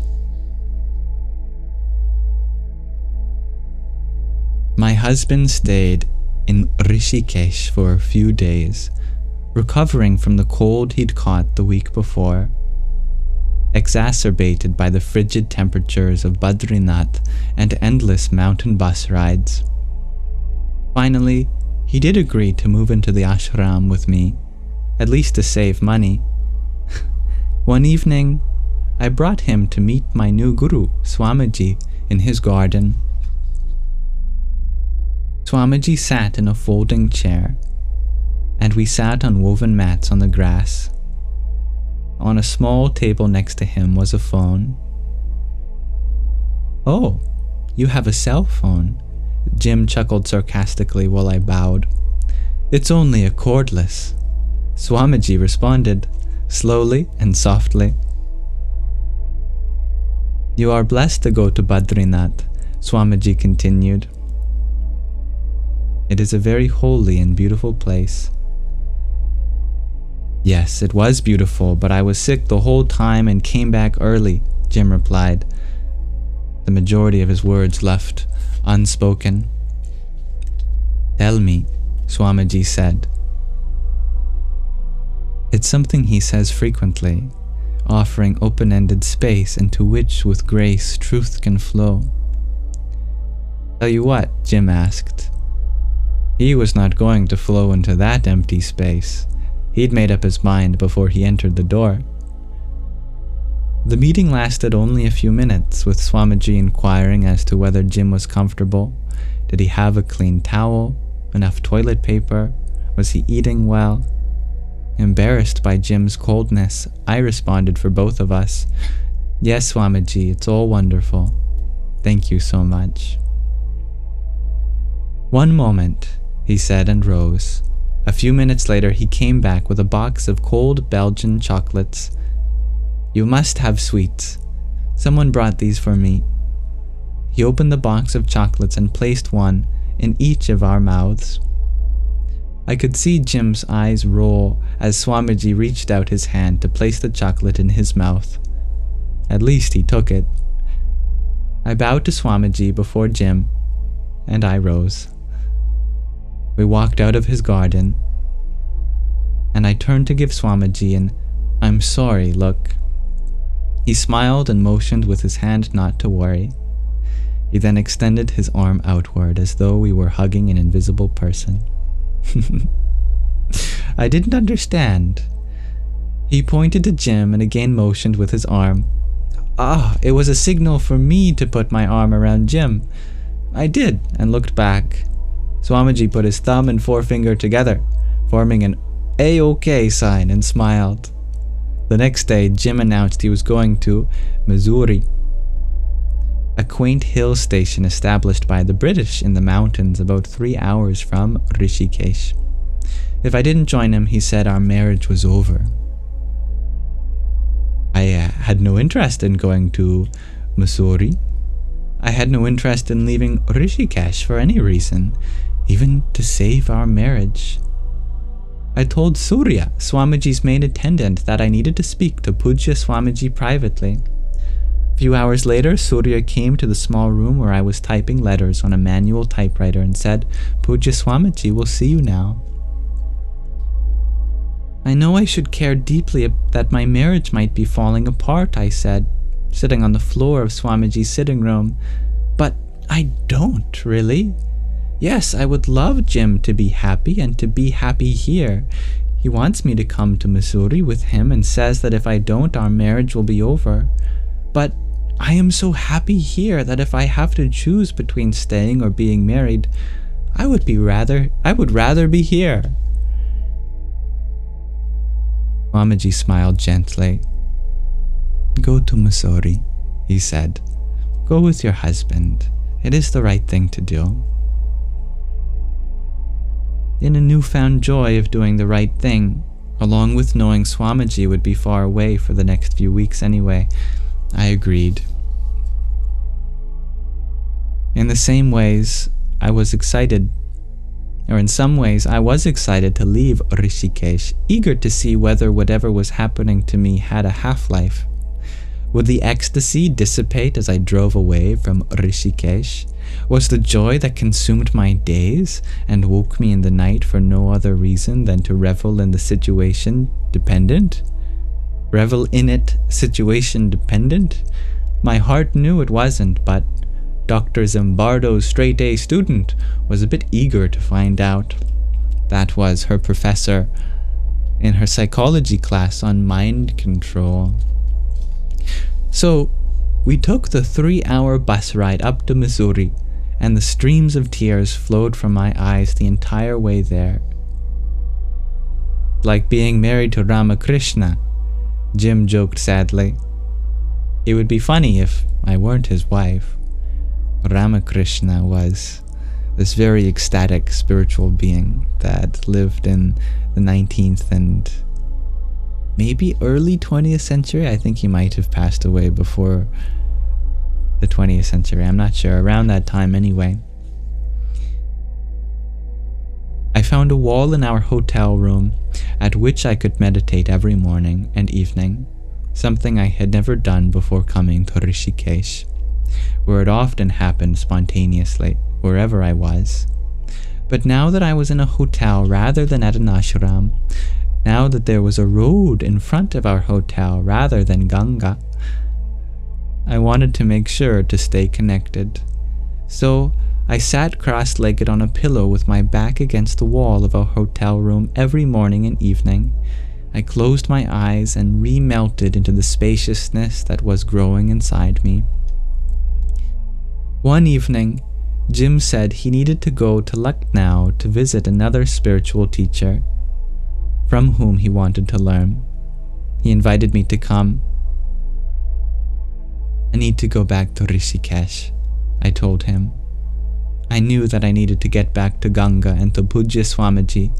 I could call them forth in my mind and heart, but I also needed to be there physically.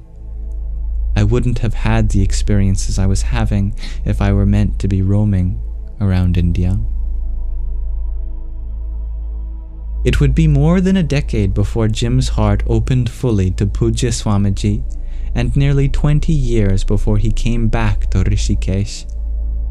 Jim had a picture of what and who he wanted in a wife, in a marriage, and in his life, and it did not include living in an ashram in Rishikesh.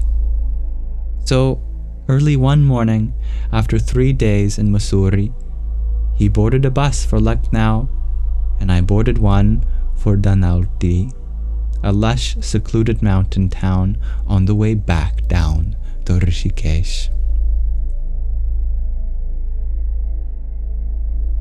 I loved Jim. I still love him, but the attachment to his physical presence, the fear of losing the secure bond of marriage, which gave me an identity, being Jim's wife, no longer existed. I could love him whether he was with me in the ashram or not.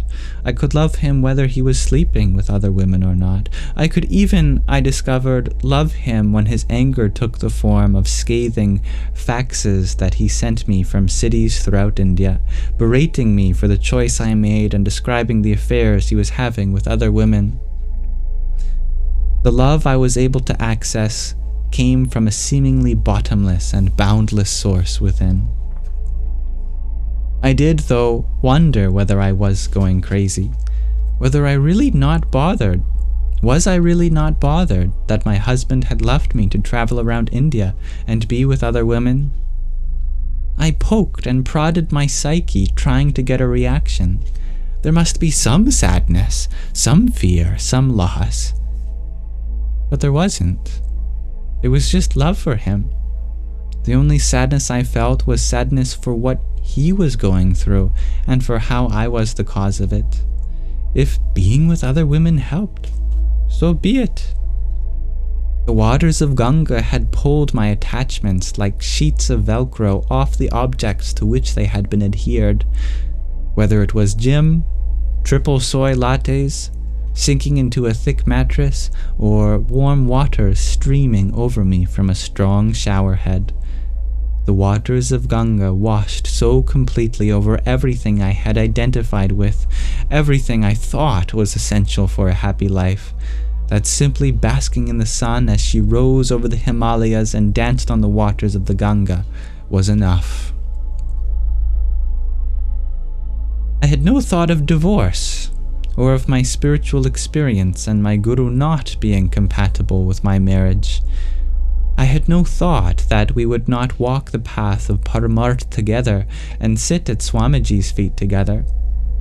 Spiritual experience was a new, amazing, additional layer of my life, not something to replace my marriage. Now, with 20/20 hindsight, I see that this is the way it needed to happen. I was being pushed through the first levels of an initiation into sannyas, renunciation. The easy detachment from my marriage was crucial. If it had been painful or wrought with uncertainty or longing, I could never have made this decision. I was not an abstainer of anything by choice. I did not value austerity. The only role simplicity and renunciation played in my life was in camping and backpacking. I could easily renounce a deodorant or change of clothes if it lightened my pack. I never thought about the extra baggage burdening my mind. But here was a grace that began to work through me, slowly removing all the baggage I carried around. Fear, emptiness, a longing to fill the space, drama, and anything that might soothe the anxiety. Slowly, through no merit of my own, this baggage was lifted along with the weights that bore down on my shoulders, heart, and life. Thank you for listening. And that is the end of the 12th chapter. I like these nice short chapters. Easily digestible. Good for reading. I appreciate sharing this journey with you of Sadhvi Bhagavati Saraswatis. Namaste.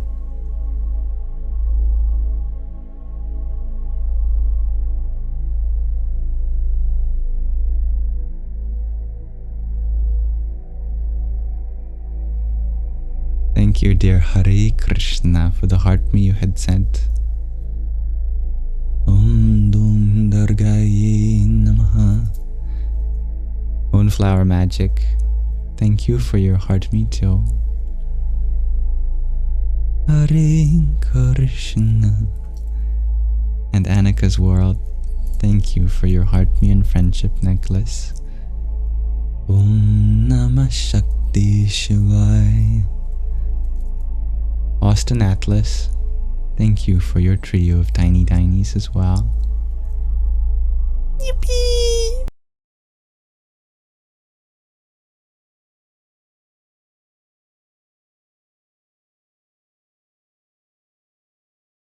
Yahoo! Dear Mats, thank you for your hearts. Oop, there's a hair of my own. Om Brahm Bhairvaya Namo Namaha. And Hairspray Betty, thank you for a whole galaxy that we may appreciate as a symbol for many, many lights coming together like our own, shining throughout our bodies and minds, with enough space for each other to coexist and illumine the darkness of our world together. And thank you for your birthday wishes, dear PCM and Billy. Happy birthday to you both too. I would like to end our live stream with a meditation, but I worry that halfway through our meditation, if we start now, my phone is going to go off. Since there is an alarm expected in 7 minutes. So I'm going to preemptively dismiss my alarm. And you can look at the infinite recursion as I face the camera the other way.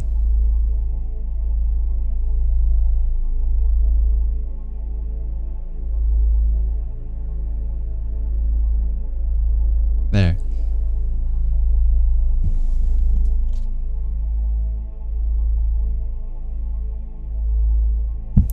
Now we won't have to worry about being interrupted.